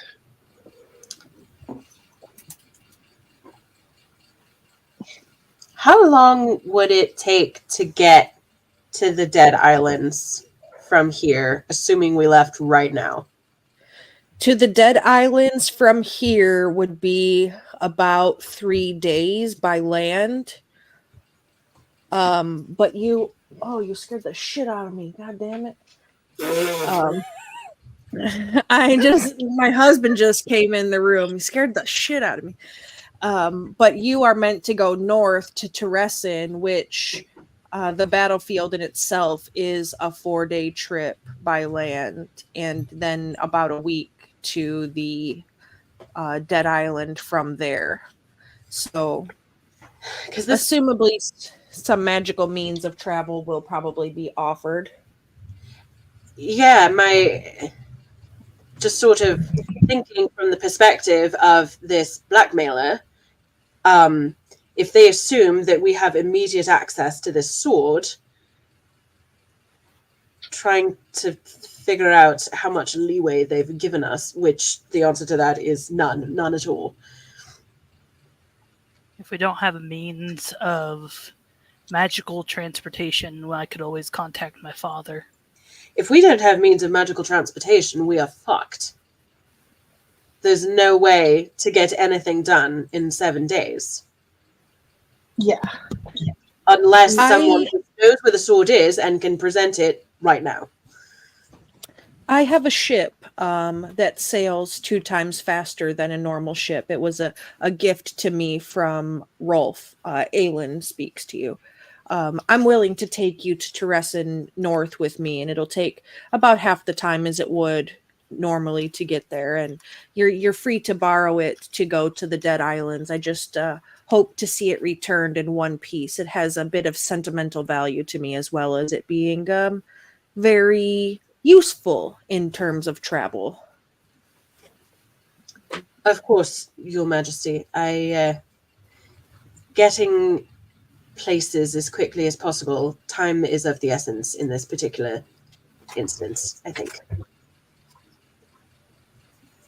Yes. Time is of the essence. We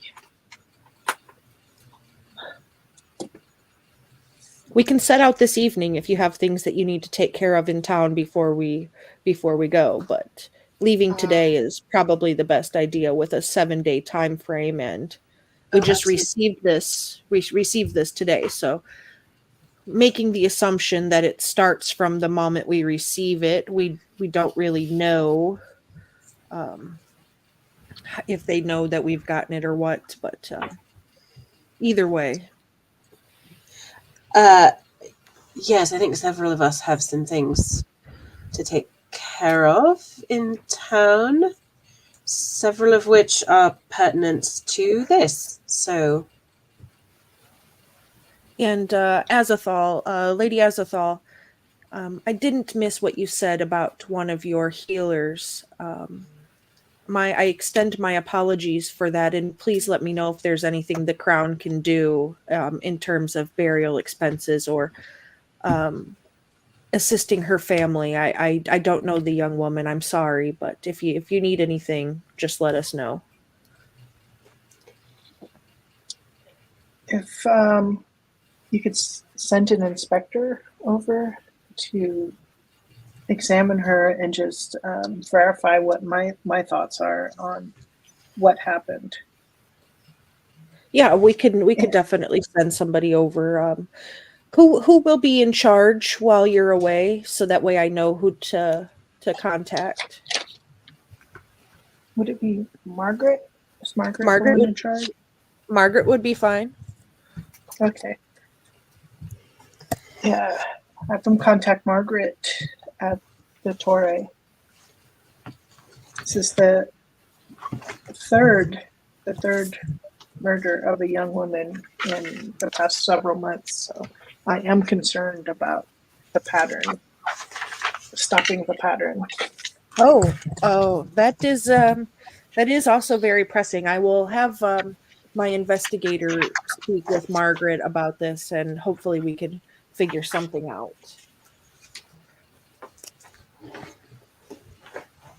Okay. All right. Yeah. We will gather up our things and take care of business, and then head out. So we'll see you at the docks. Say sunset. That should be around 6-7 p.m. Yep. Sunset at the docks is fine. And you won't miss the ship. It's very big and very beautiful, and it has the green sails of Teresin. All right. All right.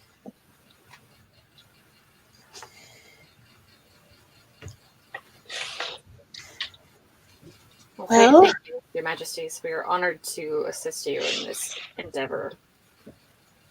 Yes, I thank you as well, and again, please try to keep it as quiet as possible. I'll have a chest of goods sent to the docks for you for your travels. Much appreciated, Your Majesties. Thank you, Your Majesty. So you bow, and they say thank you, and you're able to head out from the throne room, and a guard will lead you out of the castle and such. My most humblest thank of yous, Your Majesties. All right, come along. Dramatic bowing as he walks down the steps. Portia is going to try to keep him from doing any of that and just get him out of the room as quickly as possible.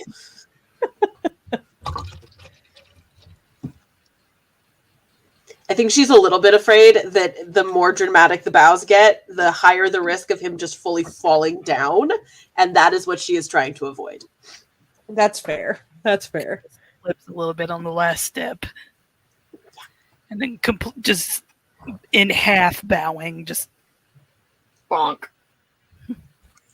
Let's go before you fall down. Yeah, so where do you go when you leave the castle? Can we just like regroup like in a hallway somewhere, like still in the castle, just not in the throne room? Everything is under guard, so they kind of lead you, like the guard that escorted you in sort of escorts you out. You don't really get a chance to reconvene in the castle. They've got everything locked down with everything going on, so you don't really get an opportunity for such. Well, there goes that plan.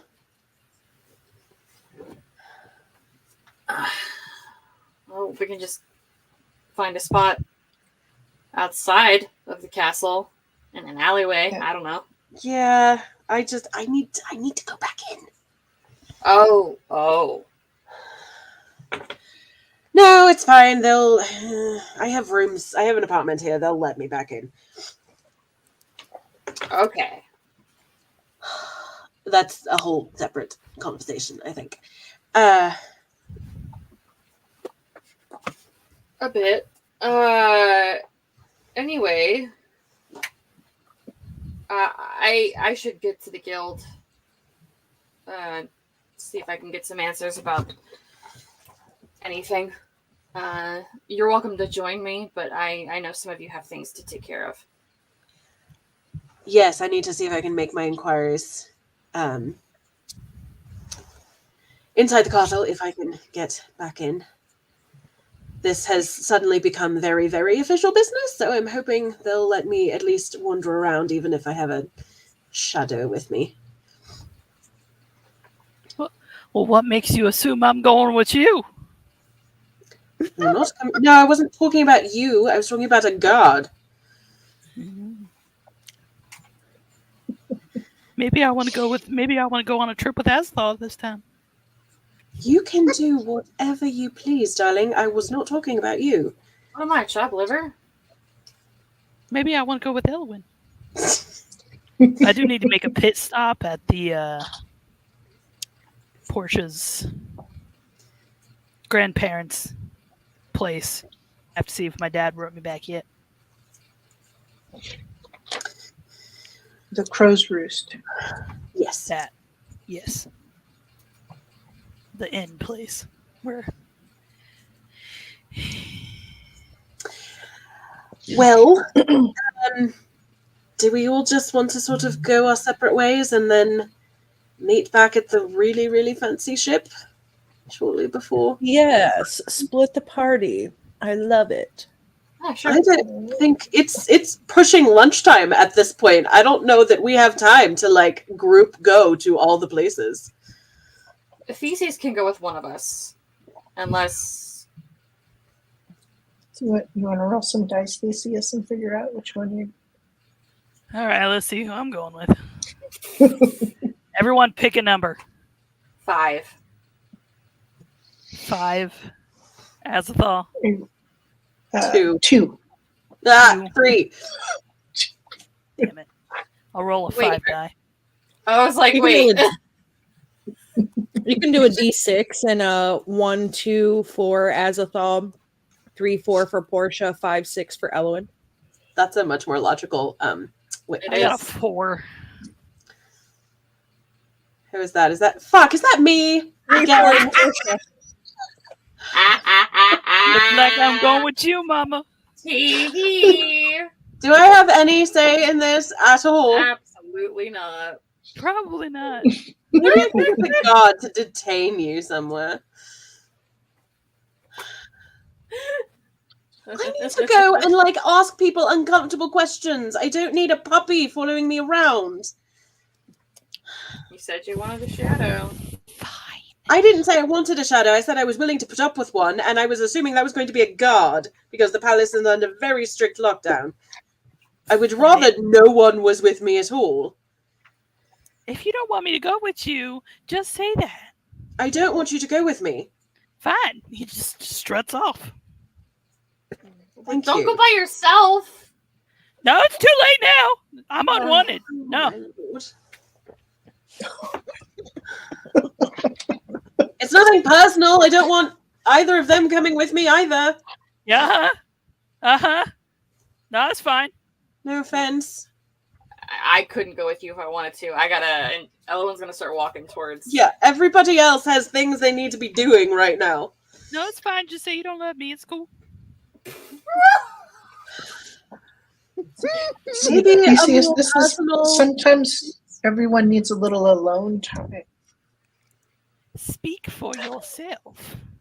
Maybe a more personal she visit is. to your father's ship and a bit of a conversation. What'd you say? I didn't hear you. A more personal conversation with your father, maybe? Mm. I don't know if he's left yet. Maybe I should go try to find him. We all have affairs to wrap up if we are preparing to be gone for a bit. I'm guessing you are no exception. I suppose. I'm going to be updating my will. I know, right? Me too. Updating what? Update my will. Yeah, like what's the death benefits with the Assassin's Guild? Probably not that great, right? Yeah, I mean, they Yeah, bury making you. sure I pay my premium. I leave I have like a list of like, okay, my tools are gonna go to this person. I'm gonna pass the shop on to my worthy apprentice of 2 days. Thesis don't have shit. His dad can have his trident. Oh my god. There you go, Dad. Well, that was thoroughly depressing. That's why he As wants to go much- shopping. As much as I am loath to split the party, especially with the DM cackling over there, I don't think it's practical that we all go together to each of our very individual things that we have to get done. Oh no, it's totally fine. I don't see what could possibly go wrong. Stop cackling over there. Unless somebody in the audience gives us a random encounter, that would really suck. Please don't suggest D&D that. player brain is screaming that this is a terrible idea. However, practical in-world limitations are saying this is how it has to be. It's totally fine. Like I said, I don't see what could possibly go wrong. You go your separate ways. Thesis goes off into a town. He has no fucking idea where anything is. I don't appreciate that. Tone. Portia stays at the castle because she wants to go in. Azethal goes to handle her will, probably at a county clerk somewhere, and Elowin goes back to the guild hall for the Carpenters Guild. Yep. Yep. That about sums it up. That's what we're doing. Wonderful. Great. It's awesome. It's fantastic. I love it. Thesis is So, gonna Elowin, we'll run your scene first. You head back to the Carpenters Guild. What is it that you do when you go back? So I would like to, first of all, like, are there, if there's a lot of people there, that's a main thing. If not, I'm gonna go back to like the shop area and kind of go Well, run it's a around. Saturday. You've got your merchants there that are selling your wares, things like that, and then the people that are working in the back. Just a typical Saturday amount of staff. Okay. I'll start asking around. So I'm close with, like, I'm in the Carpenters Guild, but do I know, like, would it be weird if I knew someone else in like a different area of like production of, like, I don't know, making swords or something? Well, no, you're the representative of the Carpenters Guild, so Okay, so that's why you were at the ball. So you're kind of you don't necessarily have a boss, but like your union rep essentially.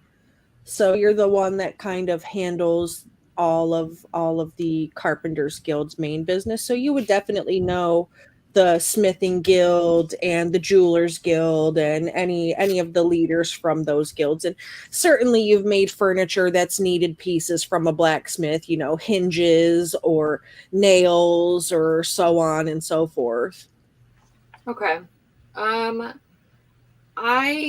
first thing I want to do is find a blacksmith and ask them if they know anything about that specific sword. Like binding. I will remind you that you're sworn to secrecy. Oh shit! I am. Anything you have said or heard.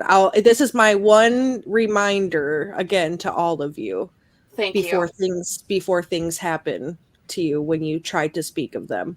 Okay, that's fair. I'm gonna ask around. I'll just go around to like the different areas and be like, yeah, you guys heard anything about like some people getting murdered in the city? Like, you seen anything about it? But I want to start all the conversations with something that's gonna piss them off. Like, the price of eggs went up again. Or like, you know, there's not enough milk out there for all of us or whatever, you know, something that's going to make them real mad. So as far as the murders go, all of them know that the first one a couple of months back was the blacksmith's daughter. Oh, shit.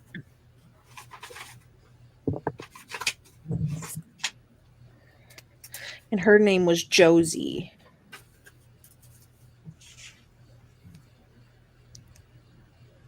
I'll put it in the chat so you can have it for your notes.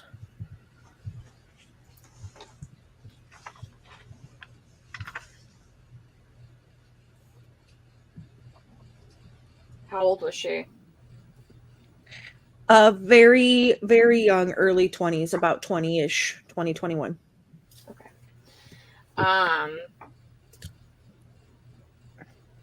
Did anything come of that? Or was it, what, are they still looking for things, or is it kind of run cold?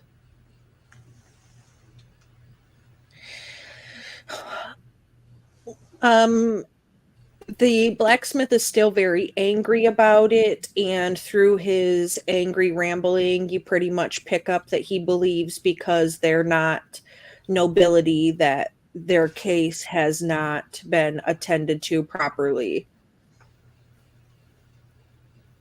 Okay. I am going to like kind of grasp the blacksmith by his shoulders or their shoulders, and just say like, I have recently come into great companionship with some people who have some pull in the palace, and if we're gonna find out what happened to your daughter, I think this is the way. So I will keep you updated as I can. This is not something that I am good at, but I have too much respect for you to not include you in this, even by word of mouth. So just know that people care. I care.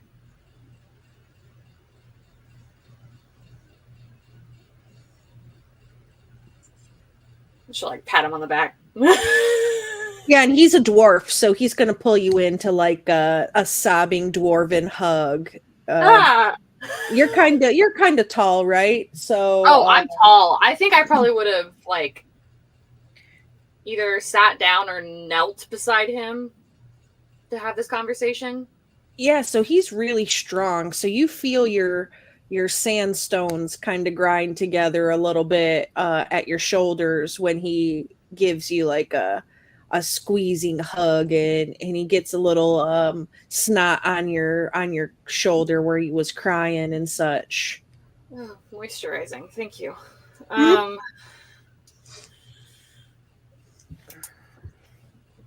But yeah, just I've got to go out of town on some business shortly, but I will be back, and just don't lose hope.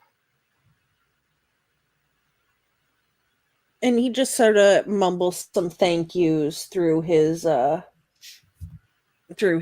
snotty crying.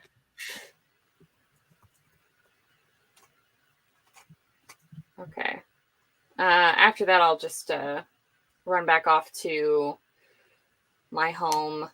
Let anyone that operates in my shop know that I'm going to be out for a few days. No special orders taken while I'm gone, and don't burn it down.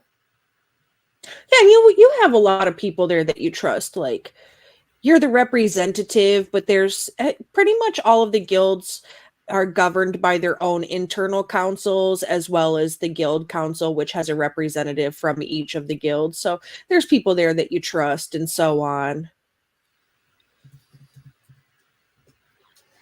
Awesome. So you could certainly give, hey, I'm going to be out of town. Just keep up on our stuff, and so on and so forth. Okay. Yeah, but that's pretty much all I needed to do, and then I'll make my way towards the ship. Okay. Thesis, young friend Thesis. You were heading in which direction when you took off from the castle? That's a good question. He does not know where he is.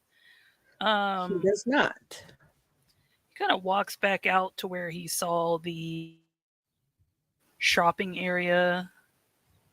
Yeah, Kinda like looks where the random. merchants' tents and stuff were. Yeah. Yeah, and it's not too far from the castle. You actually find it pretty easy because it's like they turned the town square, the city square, into a marketplace on the weekends. So it's just not too far. You follow the main road down and you walk right into the market square there. Can I get some descriptions of what kind of shops there is? There's all kinds of things. There's smithing shops, and they're more set up like booths rather than shops themselves in this area. Kind of like when you go to a farmer's market or a swap meet, something like that. So there's blacksmiths, there's apothecaries, there's armorers, there's leatherists, there's cartographers, there's jewelers. Pretty much anything that you think that you need, you could probably find here. Can I go up to the jeweler's stand and see what's You available? You could. Give me one moment, and I will pull up my shops list.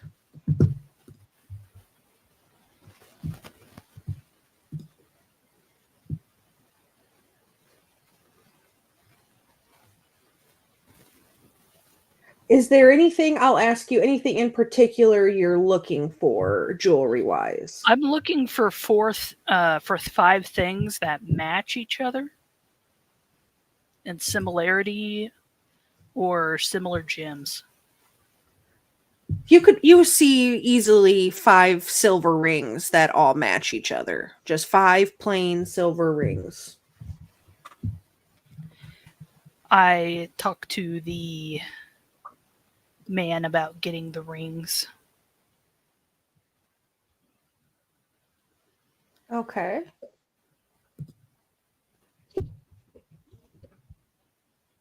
I am looking at the cost here. They will cost you for 5 plain, just mundane silver rings. They are 3 silver pieces each. And there are some that are a little nicer that are 3 gold pieces each. How much gold do I have? You had a lot. I think 100 gold is what you had. Okay, can I get the nicer ones for 3 gold each? Yeah, so 5 times 3 is 15, so it's 15 gold pieces it'll cost you for 5 exquisite silver rings. Okay, I'd like to get those, and then that pretty well concludes his shopping. Okay. He thanks the merchant, and he sets off to find hawkthorns.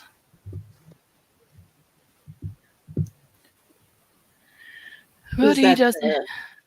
He doesn't know where. No, the inn. Is that what it was called? Hawkthorns? Oh no, Crow's Roost. Crow's Roost. Right. Yeah, there's a couple of other booths around you as you kind of walk out. You see By the Way, which is a kind of general store, Pulp Kitchen, which is a little potion shop, the Platinum Hammer, which is... Hold on. I'm going to go to the potion shop. Pretty please. Yeah, you can do. Tell me what you got, Mama. There's a lot of stuff there. There's potions of healing, potion of climbing, potion of animal friendship, potions of greater healing, potion of water breathing, and everything is labeled so you can read what they say. Potion of gaseous form, potion of superior healing, supreme healing, invisibility. There are vials of acid. There are decanters of alchemist fire. There are vials of antitoxins. There are empty things as well, like glass bottles, component pouches that you could get for your spell casting. There's flasks. There's a healer's kit available. They have ink. They have empty jugs. They have flasks of oil, vials of perfume, vials of poison, empty vials, alchemist supplies, brewer supplies, cook's utensils, and poisoner's kits. Okay, I would like to get the healer's kit. I would like to get a health potion. Okay. I would like to get 2 health potions and a perfume. Okay, healer's kit is 5 gold. You could certainly do that. Perfume is 5 gold. You could certainly do that. Your healing potions, on the other hand, are 50 gold apiece. Never mind. But you could definitely get your healer's kit and your perfume. Okay. And they have a couple of different scents. One is Daylon Blue, the other one is Sauvage, and the last one is Coco Chanel. I would like to get Coco Chanel, please. Yeah, and it smells super girly and flowery and whatever Coco Chanel smells like. It's out of my price range IRL. I have no fucking idea. Okay, now I'm heading out. I think. Yeah. Yep, you get your stuff and you head on, and the last shop that you passed is called It's Bigger on the Inside, and then you head on past. And that's a little magic shop where they've got magic items and such, like spell casting purposes. Hey, if you're shopping, you're shopping. Okay. I need to try to find my way to the... I cannot remember what the place is called again. The Crow's Roost. Crow's Roost. I need to find that. You can do a survival check to try to find your way. Also, don't forget to add those items to your sheet. They are all available on D&D Beyond under your inventory. I got a 10.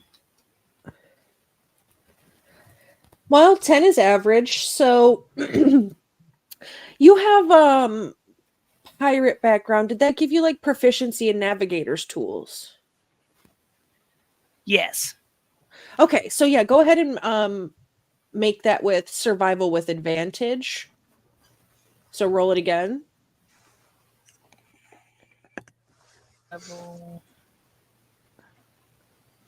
17. Okay, and what's your proficiency bonus? I think, what is it, +2 or 3 at level 3?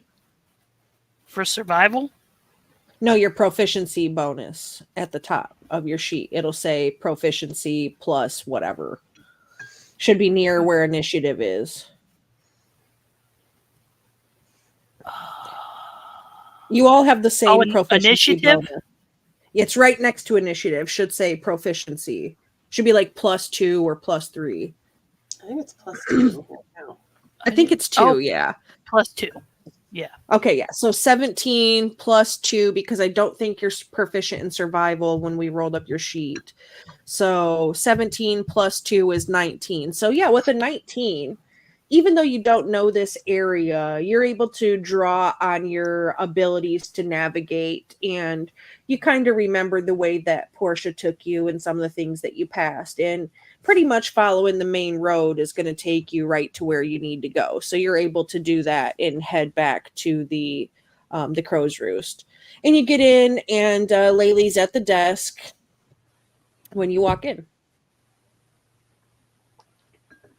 Laylee, do I have any letters? Has anything came in from my father? No, nothing has come back yet. Shit. Well, I guess I'm going to find my dad. Wonderful. Do you want to get your things while you're here?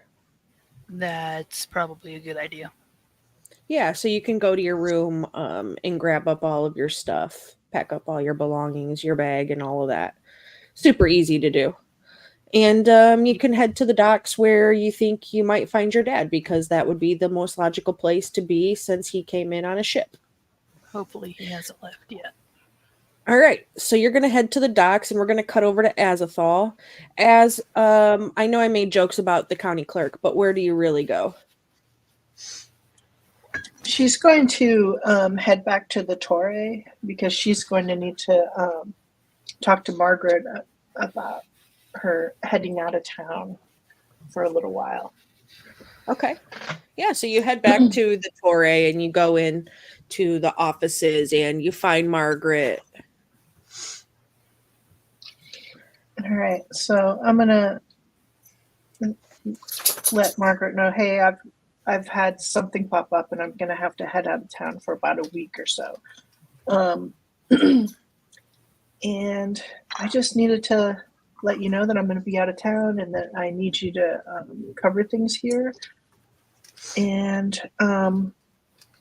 that when I went to the castle today, I spoke with the king, and he's going to be sending an investigator over to help us figure out what happened to Caitlin.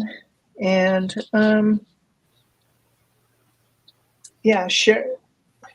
Give them whatever help they need. If they ask about her schedule, who she was talking to, where her appointments were, give them that information. And try to keep them near as close as you can to the outside. I don't want them inside the Torre. Too far. Yeah. If they send a female investigator, would you be more comfortable with it that way? I'm sure I could send a letter and have that arranged with the local guards. That's actually a good idea. I don't know why I didn't think of that. But yes, a female investigator would be ideal. I can imagine you have a lot of things going on. So you're going to be gone, you said, about a week. So that will have me in charge of things here for a couple of days. Oh dear. And she kind of shakes her head. Okay, I can do it. I can handle it. It's all right. Yeah, remember, you can delegate.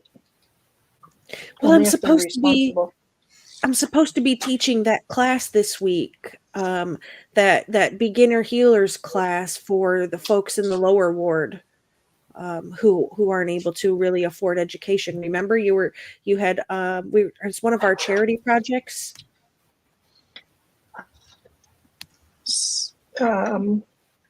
Yeah, see if you can delegate that to someone else, or is there anyone else that Az would know about that maybe she could have her pass off to if she's got to be somewhere?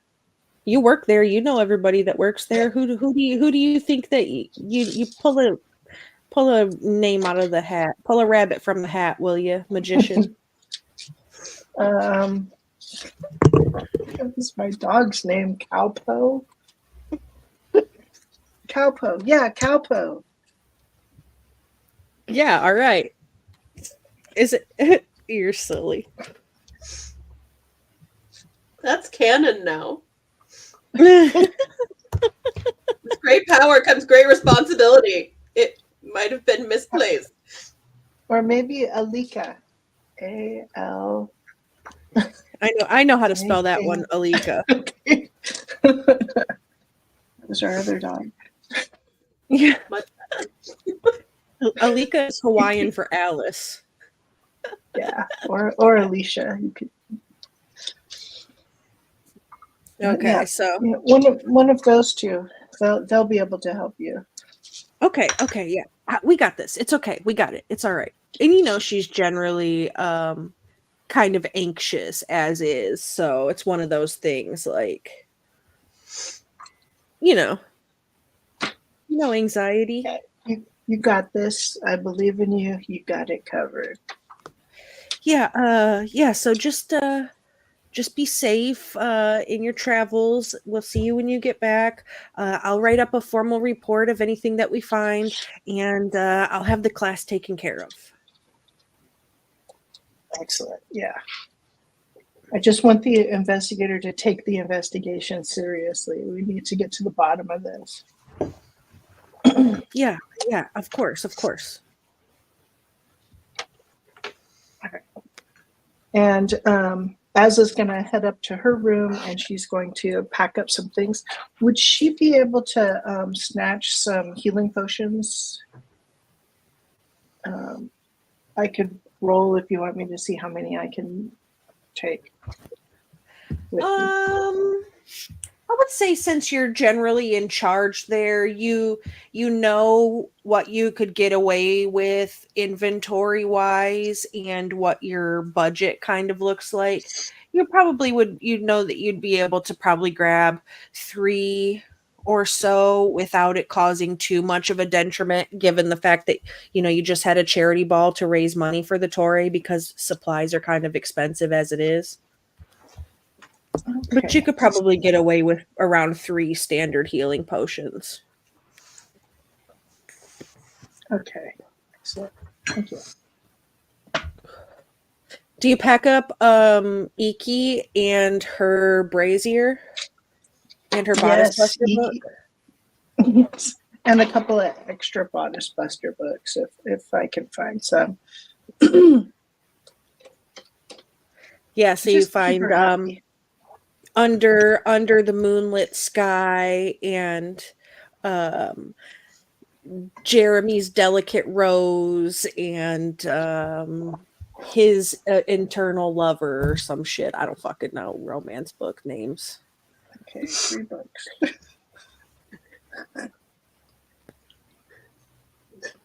Yeah, just some, and they all have Fabio on the cover and so on. Who's this man in this universe named Jeremy in a romance? I need to know who this person is. Jeremy. Well, shut up, Joe. At least it wasn't Terry, Bob, or Tim, my normal NPC names. That's also really true. That's really true. All of those are in fact worse than Jeremy for a romance novel, although Jeremy's pretty low on the list. That's very true. It's Jeremy. It's got an accent. Oh. It's got an accent. It's all good. Never mind, we're good. In their right Keep it mind here. would be with someone named Jeremy. Imagine trying to moan that name. Jeremy! Jeremy! Sounds like you're mad. No, thank you. Oh, shit. You really ought to just stick with "Oh God" at that point. I'm literally crying right now. Yeah, so you pick up a Jeremy! stack. You get a stack of bodice busters out of the library at the Torre, and Joe's dead. We just killed her.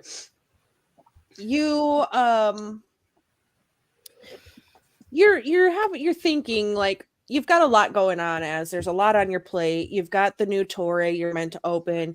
You still don't even know what kind of funds were raised from the charity ball given the chaos. You have a young girl that was under your care, and you're the only family she really has. Like, she's come up dead, and there's just a lot going on. And you go to the library, and you're kind of like rolling through the motions to do your duties. You're not really allowing yourself a moment to kind of think. And you get the books from the library. It's on the upper floors near where your rooms are. That doesn't take you long. You get all your stuff packed up, and then you think, I should grab some healing potions. And so you head down, and you go down. Instead of going into the clinic area, you go straight to the stores, which are down below the Torre in the basement area. And to get to the stores, you go past this hallway where there's a opening into the bath area. And the bath area here is modeled after the Torre in the southern continent, where it's sort of built like natural pools, and you hang the bells as well. And you come past the bath chambers, and you hear the gentle tinkering of the bells that hang in the bathhouse.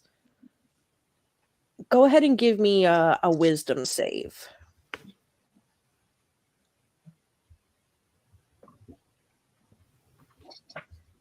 25. Okay, so you come past it, and it doesn't necessarily cause you to break down emotionally, but it does give you a second to pause where you take your emotions into account for once. Do you stop and go in, or do you just let the moment pass and continue on to get your healing potions?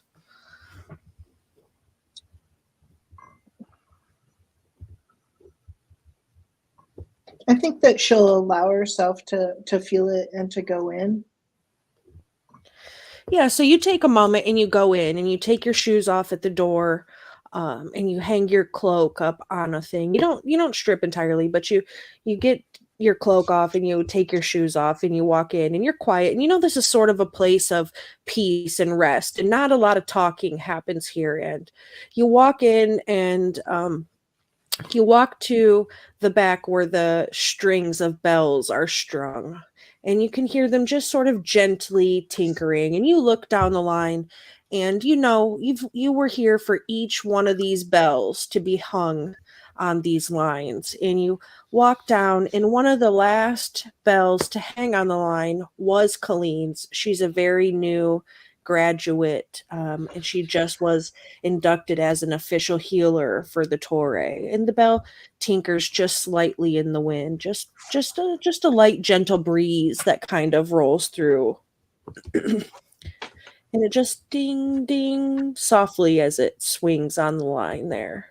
And it's a pretty bell. They're all fairly pretty. They're made by the Jewelers Guild instead of the blacksmiths because of their importance and their significance. And it's just nice, and it's silver, and it has her name and the date carved into it. And the date's only been about a week past since she was able to hang her bell.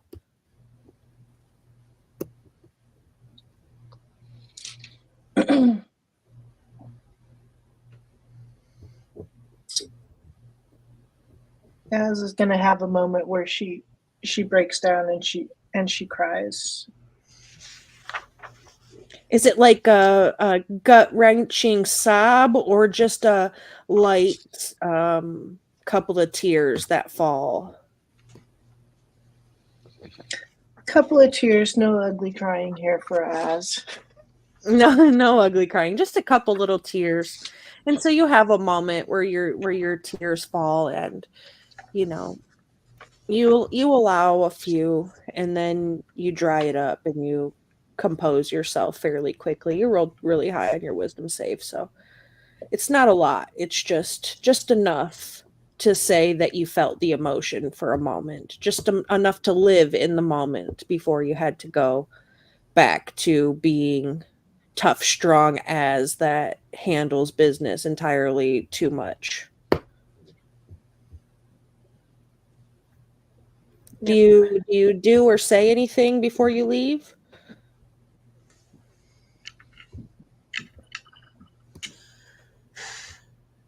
She'll say, "You're not forgotten."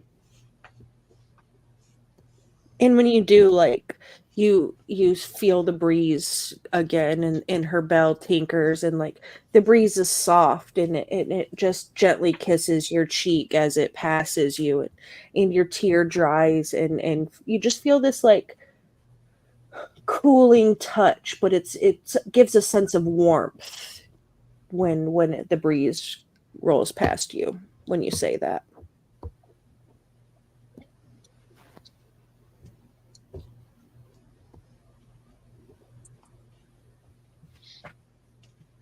Then she'll grab her robe and she will exit. Yeah, so on that you turn and you get your cloak and your shoes, and then you go off and get your potions, and then you're all packed up and you've got your brazier put away, and your little spirit can travel how she does. She stays fairly close to you for the most part, and you're able to head up and out of the Torre. And are you headed towards the docks straight away, or do you have other business you need to attend first? She's going to head to the docks. Okay, Portia. You stayed near the castle because you wanted into your apartments. And other things. But yeah. Right. So you turn back and approach a guard like, hey, what do you say when you turn around? I need back in, gentlemen. I have apartments in the palace. I need to collect some things, and also, and possibly more importantly, I've been tasked by the crown to investigate the shenanigans last night, and I need to ask some questions of the staff.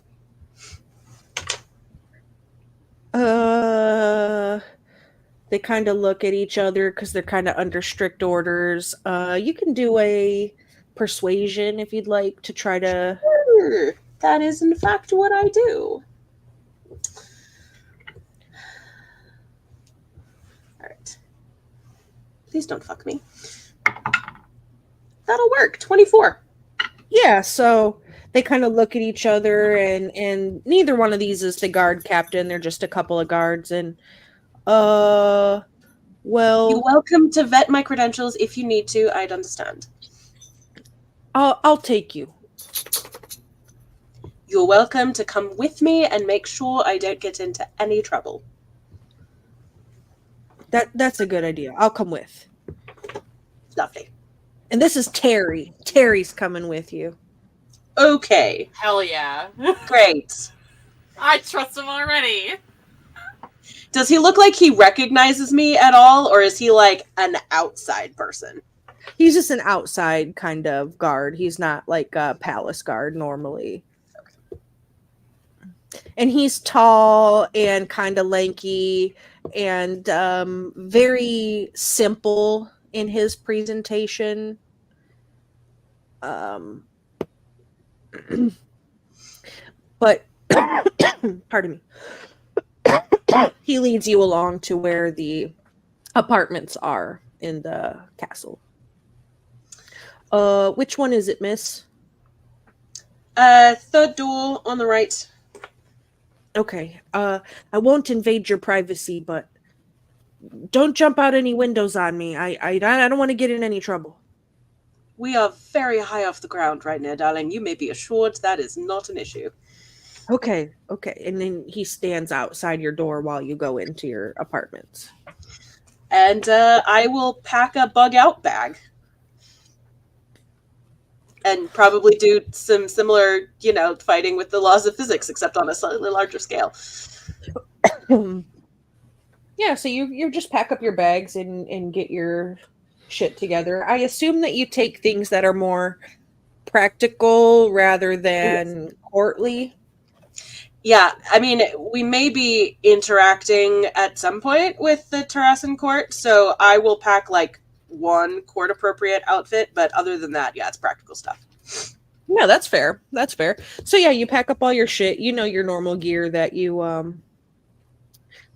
carry, and so on. So that doesn't take you too long, aside from fighting the laws of physics. Yes. And then I will just leave it right inside the door because I don't want to have to like carry it with me while I'm doing my other stuff. Yeah, leave it right inside the door so I can come and grab it real quick on my way out. Yeah, and then you open the door and your bags are sitting there. Would you like me to carry those, miss? I don't think that's necessary. We can just swing back by here when I'm finished here. Okay. No reason to put yourself out. We can't be much longer, so just a few more minutes. Just one more stop, and then we must be out. Okay, well, I'm going to need several more stops.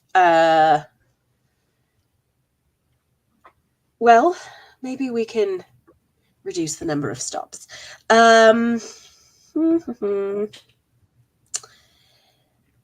Let's see. What is it around lunchtime at this point? Yeah, I'd say probably closer to lunch. Okay. Then let's make our one more stop be at the kitchens. Okay. Which I assume will be bustling at this time. So you have him take you down to the royal kitchens. And you expect, because it's lunchtime and you hear the clatter of pots and pans and such coming from inside the kitchen, that it's going to be fairly busy when you open the door. But you open the door and you realize that there are no physical staff actually in the kitchen at this time. You could deduce that there are unseen servants performing the tasks needed done. You know, soups being stirred and dishes being washed and plates being made and so on and so forth. Okay. I'm going to look over at the guard and give him my best, like, I don't know. I'm pretty, so please do whatever I want. Look. There's no one here. Surely this doesn't count against my one stop. No, all the staff was given the day off, given the events of last night. Well, The official release is that some dissents snuck into the castle via the staff, so they're being questioned appropriately. so is anyone on sort of the staff level left in the castle? Ladies' maids, anything? Not really, no. Most of the royals have been confined to apartments or their homes if they have them in the city. All right, well, that could have saved me a stop, I suppose.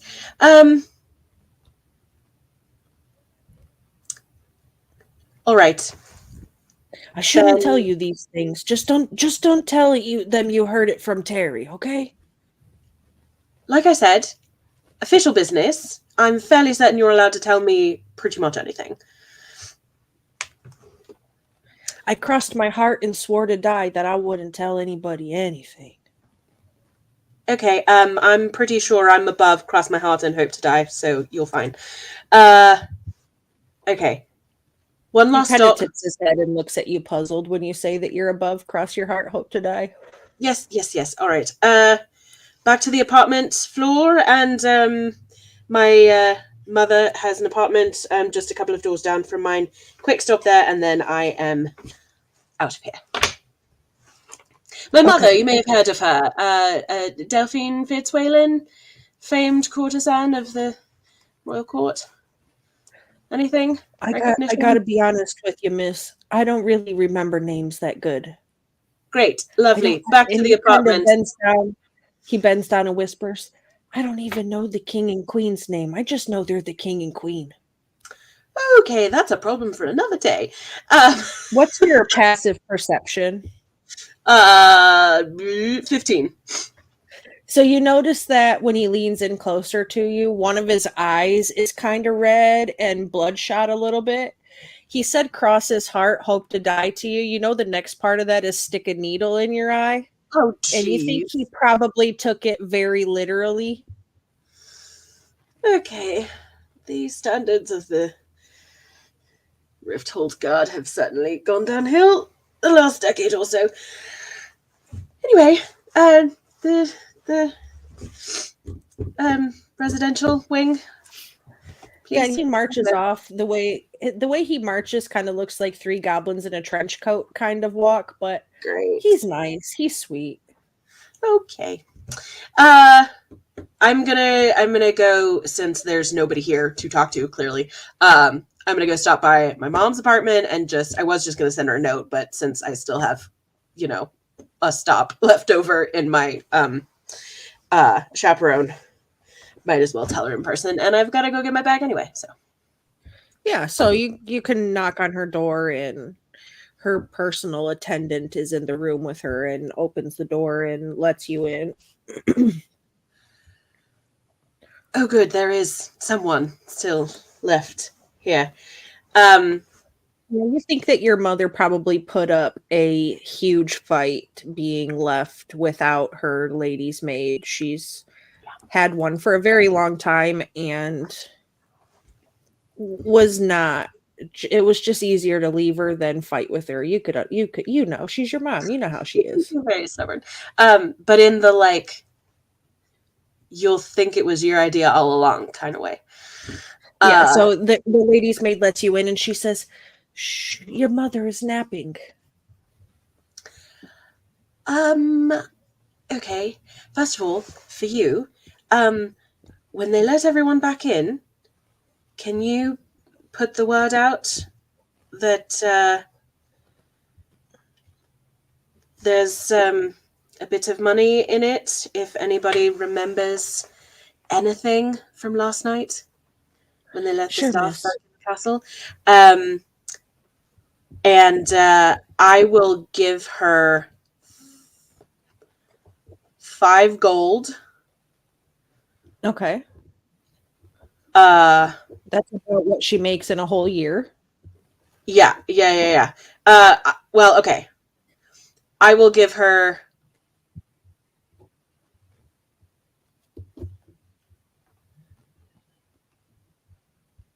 I will give her 10 silver and then 2 or 3 gold. She'll probably, because I don't have any more silver than that, she'll have to break it. To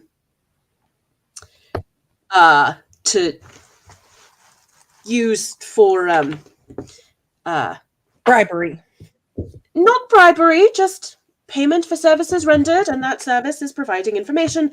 This is all very official business. Please don't think that this is one of my, underhanded things. This is as above board as it is possible to get. So let them know that they're in the service of the king and queen by providing information, or whatever version of that you need to use. Anyone who was working last night who saw anything, saw people entering, saw people leaving, saw weird shit happening, anything. And I'll just sort of tell her where we're going to be and where to send whatever information that she collects. Yeah, so you're just going to tell her that you're going to Teresin, so send Yes. the info to you there. Yeah, you could do that. And then I'm going to be gone for potentially a little while, so I am going to risk waking my mom up. Yeah, and you get over to where your mom is sleeping, and she's not even sleeping in a bed. She's laid out on her chaise lounge, and you see a 3/4 drunk bottle of wine sitting on the table. Yeah. And a little bit of a very unladylike amount of drool running down the side of her face as she's having a nice after brunch nap. Mum, you're drooling. The world better be on fire if you're bothering me, darling. I'm enjoying this nap. Yes, well, the world actually is a little bit on fire, and I'm going to be away for a little bit. So, don't worry. And we'll be up in Teresin, and if anything weird happens, let me know up there. Yes, okay. She's still half asleep. A little snore escapes in the middle of her trying to talk to you.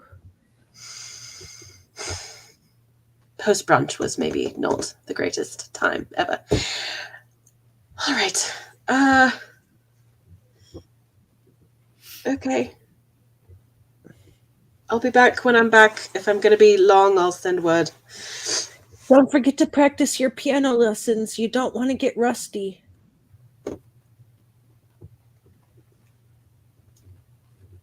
Yeah, okay.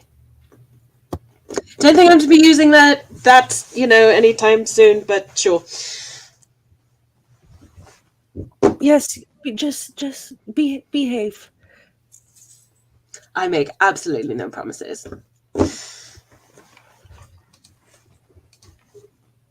Gotta go, bye! Yeah, I love you. See you, bye.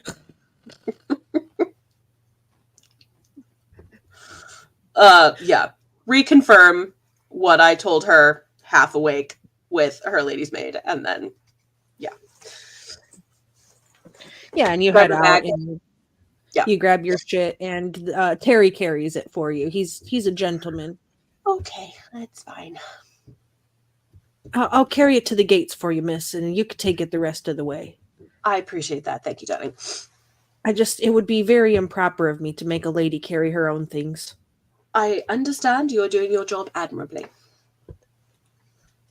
And he leads you down and out of the castle and out the gate and so on. Sets your bags down. Okay.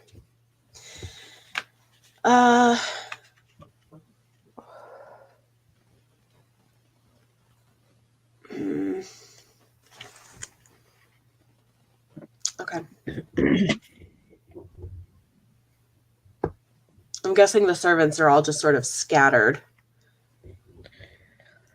He did tell you that they're being questioned, so you could probably make the deduction that they're probably most of them sitting in a jail cell right now until they figure out what happened. Well, that's unfortunate. And likely beyond even my reach, which is also unfortunate.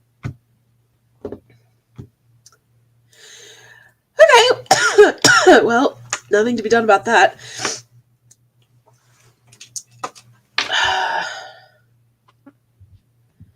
I guess I'll just, I don't know.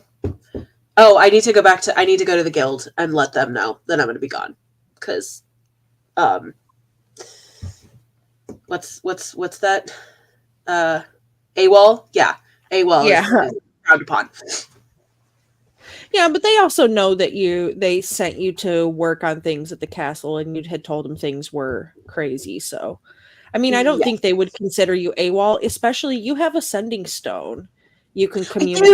I forgot about that. Never mind. Yes, I will. Never mind. I forgot about that. I will just do that. Yeah. Call up my handler on the sending stone. Kind of.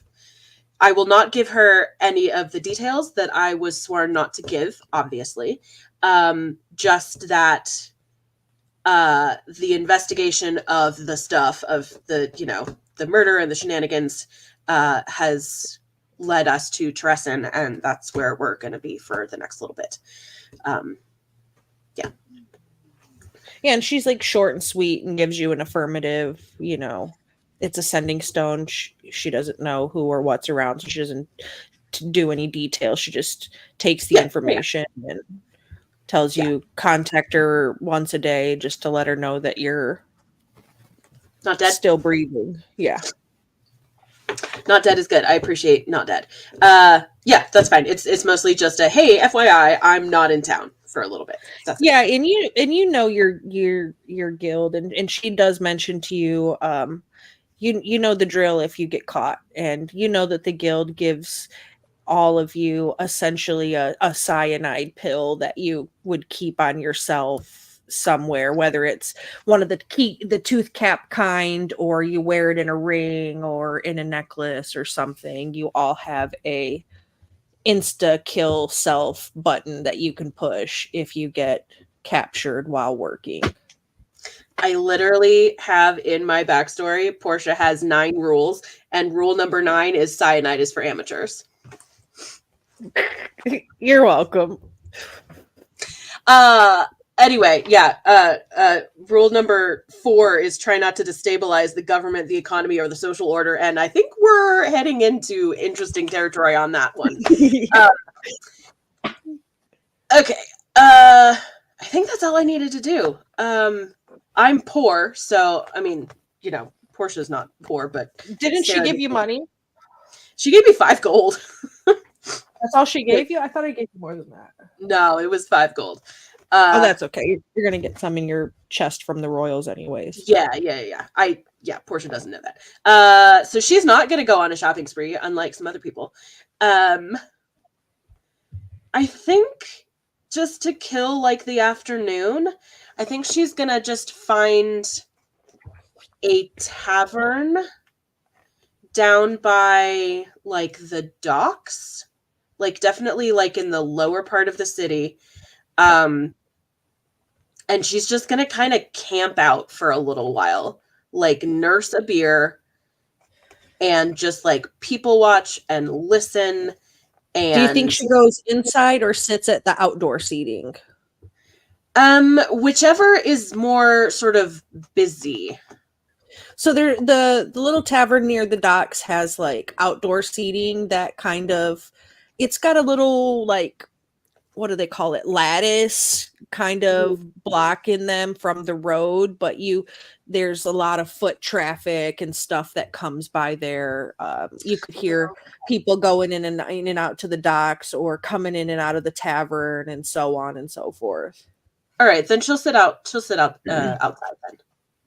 If she can sort of people watch on the street as well, that works. Yeah, it doesn't cover like a full, it's like a half covered, like a kind of like a garden wall would be, like half covers the gazebo, but you could still see out it sort of style. If that makes any fucking sense, if that English is at all. I know what you're talking about. Yeah, so you could definitely fit.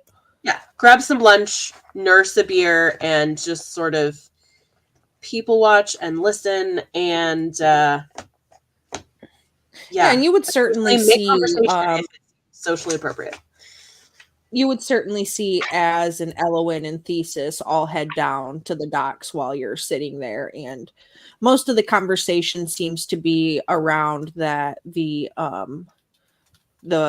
castle had said somebody snuck in, and they didn't give full details, but they're kind of royal media broadcast sort of thing just said some dissenters broke in and tried to cause chaos, but everything's under control, everything's fine, nothing to worry about. They're trying to keep people from spiraling the information.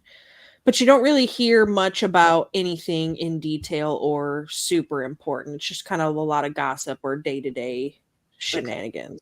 But you definitely would see your compatriots all walk by down to the docks. Yeah, I guess just sort of seeing if she hears anything in the gossip pool that is different than sort of everything else, if that makes sense.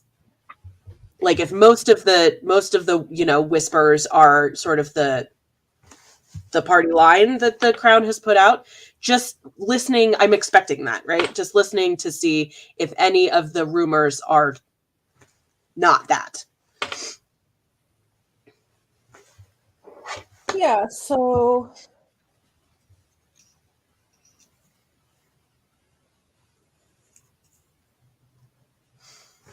let's see if you hear anything. I have Master of Intrigue, if that is at all helpful. If I need to carry on a conversation, I can mimic. Just trying to see what kind of rumors you would hear.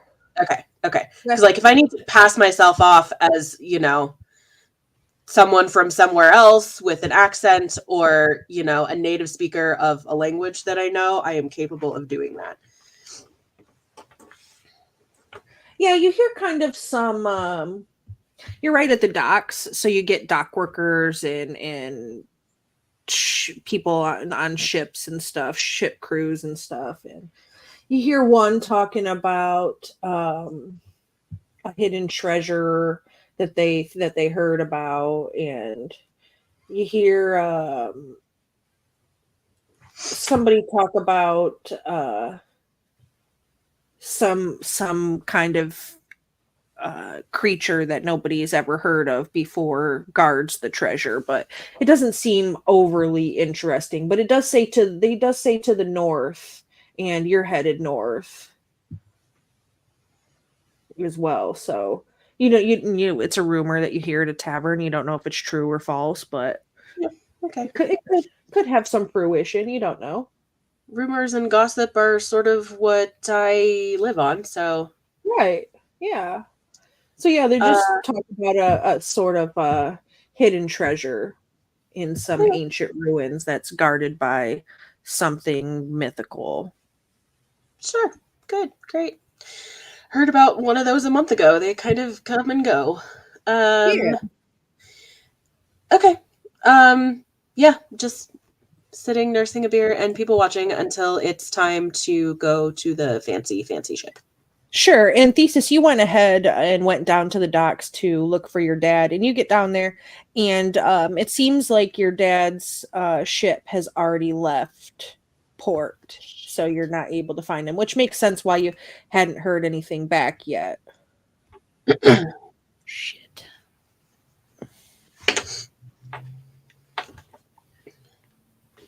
Where is Azathoth and Elowin like on their own, or are we all meeting up now? Well, they're headed down to the docks early. Portia's the only one that kind of stays off and lets the time pass. So I'm sure after you look for your dad's boat and you don't find it, that by the time you come back, both Az and Elowin are standing sort of down at the docks themselves.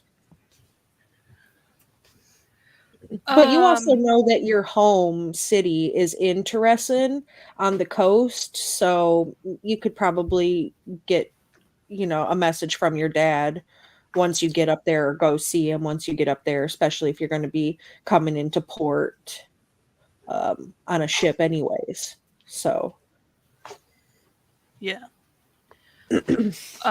First, he once everyone gets there, he kind of gestures to them. So I went shopping. Why?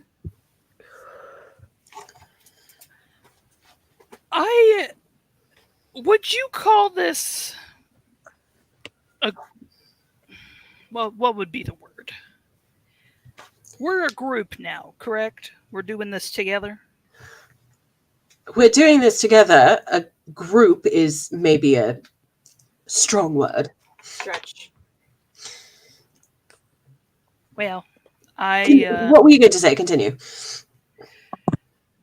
Well, and I got us something to kind of, commemorate this. I really like to get a souvenir to every place that I've been to.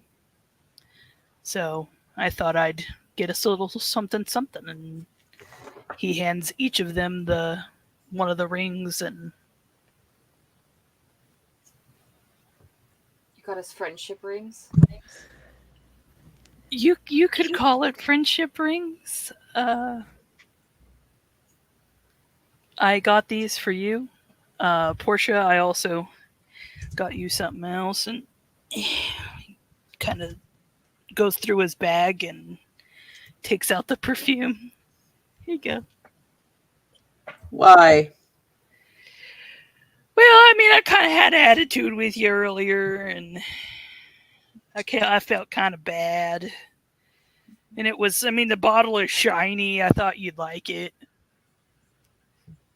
The lady said that it was nice. yeah, it's a very nice, sort of expensive bottle of perfume. You've seen things like this before. It wasn't cheap, and that it cost more than normal servants make in a whole year. So Thesis really got you a nice gift, and the silver rings are really nice too. You can tell that they're done really well.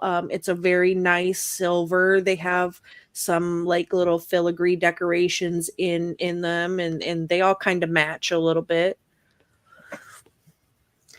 I will take them, but I will thank you. I'm a bit confused. Where's the confusion?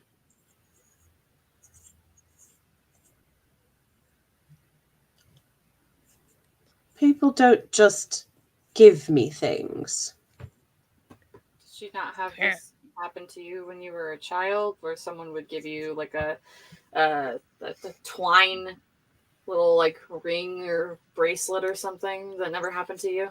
Well, of course, but I was a child. This is a fully adult person. The context is a bit different. It's an act of friendship. That's what I'm taking it as. Okay. Thank you, Thesis. And, okay. Portia's pretty sure she owes him something at this point, but she's not sure what. Well, yeah, like Portia's used to being in circles of nobles who don't just give gifts to give them as tokens of friendship. There's always something attached to it, right? Whether they want a favor or they're trying to lord something over you or they're expecting something always in return. So it's very on brand for her to be like, I accept this gift, but I also have a sinking suspicion because it's deeply ingrained in my entire fucking existence that you want something else from me. Yeah. And therefore, I must repay. How? We don't know yet. Yeah, she's pretty sure that she owes him a favor at some point, and she is, given the nature of our interaction up till this point, she's sort of, this is not a person she necessarily wants to be indebted to, because that seems to lead to chaos. But she doesn't want to make a scene either, so decorum wins out. Okay, well, so my dad always, my dad always, when he would come into company with new pirates and, we'd be teaming up with them and whatnot, he wanted to show, that there was no hard feelings. It was just part of the code. You give something to show that you're, in companionship with them. So it's a peace offering. Yeah. That I understand. Lovely. Thank you. It is appreciated. Metal or acrylic? Metal? Pick. Metal. You got it. Okay. High or low? Somebody else. Low. Ooh. Low. Okay. Yeah.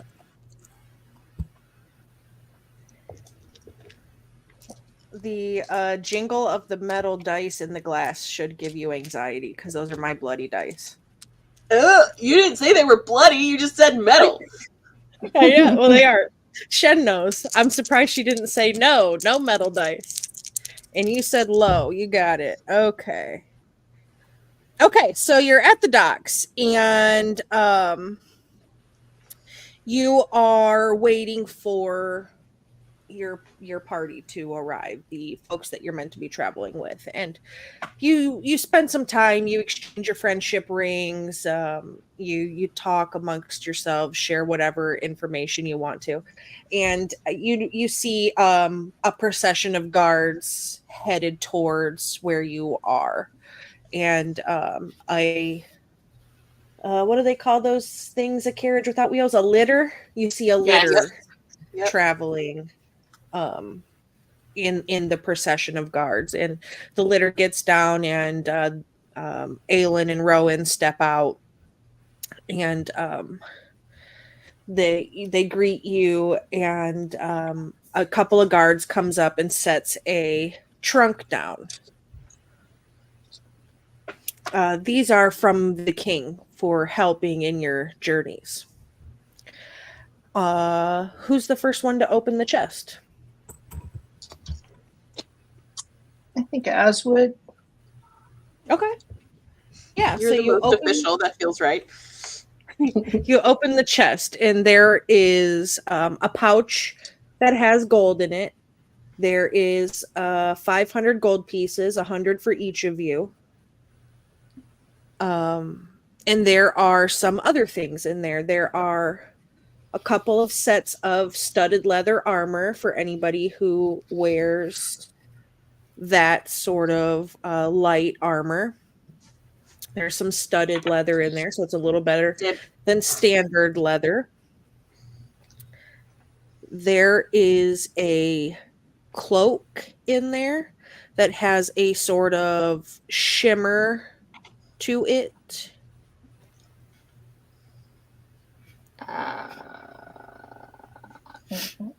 Azethal, you should take that one.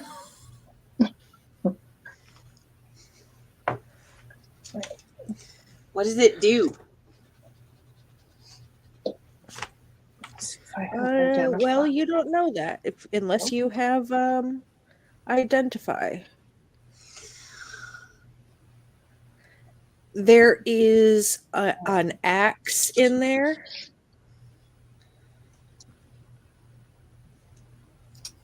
An axe, you say? Yeah. Elowen, looking at you. It is just a normal axe? No, it's a great axe, and its handle looks like it has a mechanism in the middle of it that splits it in two, so to make it easier for packing and traveling, else it wouldn't fit in this box by itself. Okay. I mean, I already have a So great you've axe, but got- you know what? Yeah, you've got 2 sets of studded leather armor in there, a cloak, a great axe of some type, and there is a vial that it's empty, but it has some runes inscribed on it. And there is a lute in there as well. I'm taking one of the studded leathers because I don't have armor otherwise. Well, you're a barbarian. You have an unarmored defense bonus, so that's This is probably true. why. Yeah. Ah, They're meant to, the leather armors is meant to be for the bard and the rogue. never mind, take it away from me. And there's a cloak in there, and then there is a lute in there, and then the little vial. Well, someone should figure out what that vial is. And there's also a sickle in there. And it is a silver bladed sickle, and it glimmers softly with moonlight. Ooh. Ooh, I As will the snag that sickle. yeah. It is my weapon of choice when I'm not beating someone over the head with my shillelagh. Bonk is good. Bonk is good. Bonk is great. Silver.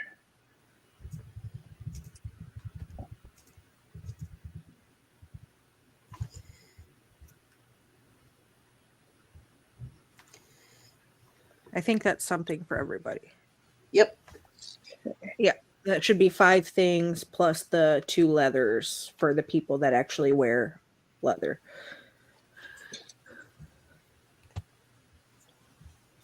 Okay. Well, none of you is a wizard with identify, but you'll be on a boat, so you'll be able to spend some time trying to figure it out. Yeah, like the vial and the cloak, we may need to figure out what they do before Yeah. before figuring doing out it. who they go to.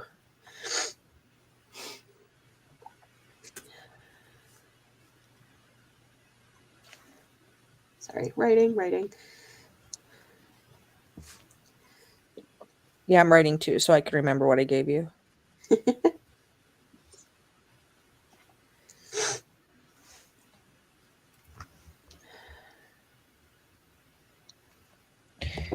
Let me make sure I got the right name for the cloak as well.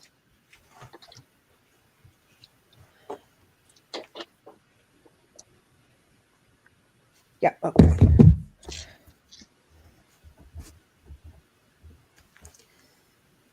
Okay, so you have these items in there, and they're meant to be helpful. You get some money as well, like I said, from the king. He gives you 500, 100 each. Yeah, 100 each. So it's kind of like your payment plus to cover any expenses along the way, so they don't have to come directly out of your pocket. And then some items that he hopes will help you in your travels as well. And they lead you pretty much with all of your stuff onto the very nice boat that has the sort of mermaid ram head thing sticking out at the top. You know what I'm talking about, on the front of a ship where they have usually the carved wooden ladies. There's like a mermaid one, and the sails figurehead? are gorgeous. Huh? Yeah, figurehead. That's the word. Yeah. Yep. And then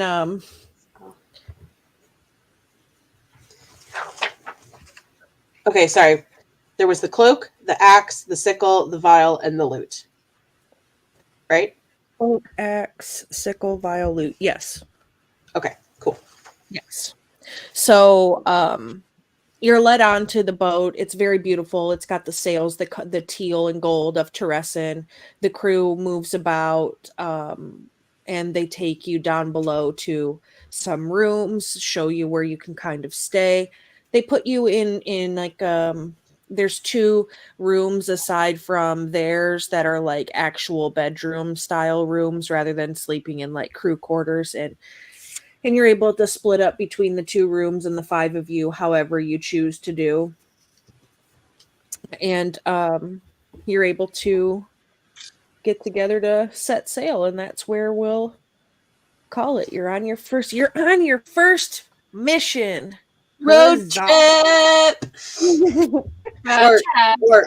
Water trip. Yeah. We're not on a road. All right. So thanks for hanging out, everybody in the audience. We did have some raiders come in. We appreciate those of you who raided into us. I just didn't say anything during the show. And for cheering the bits, we also appreciate that.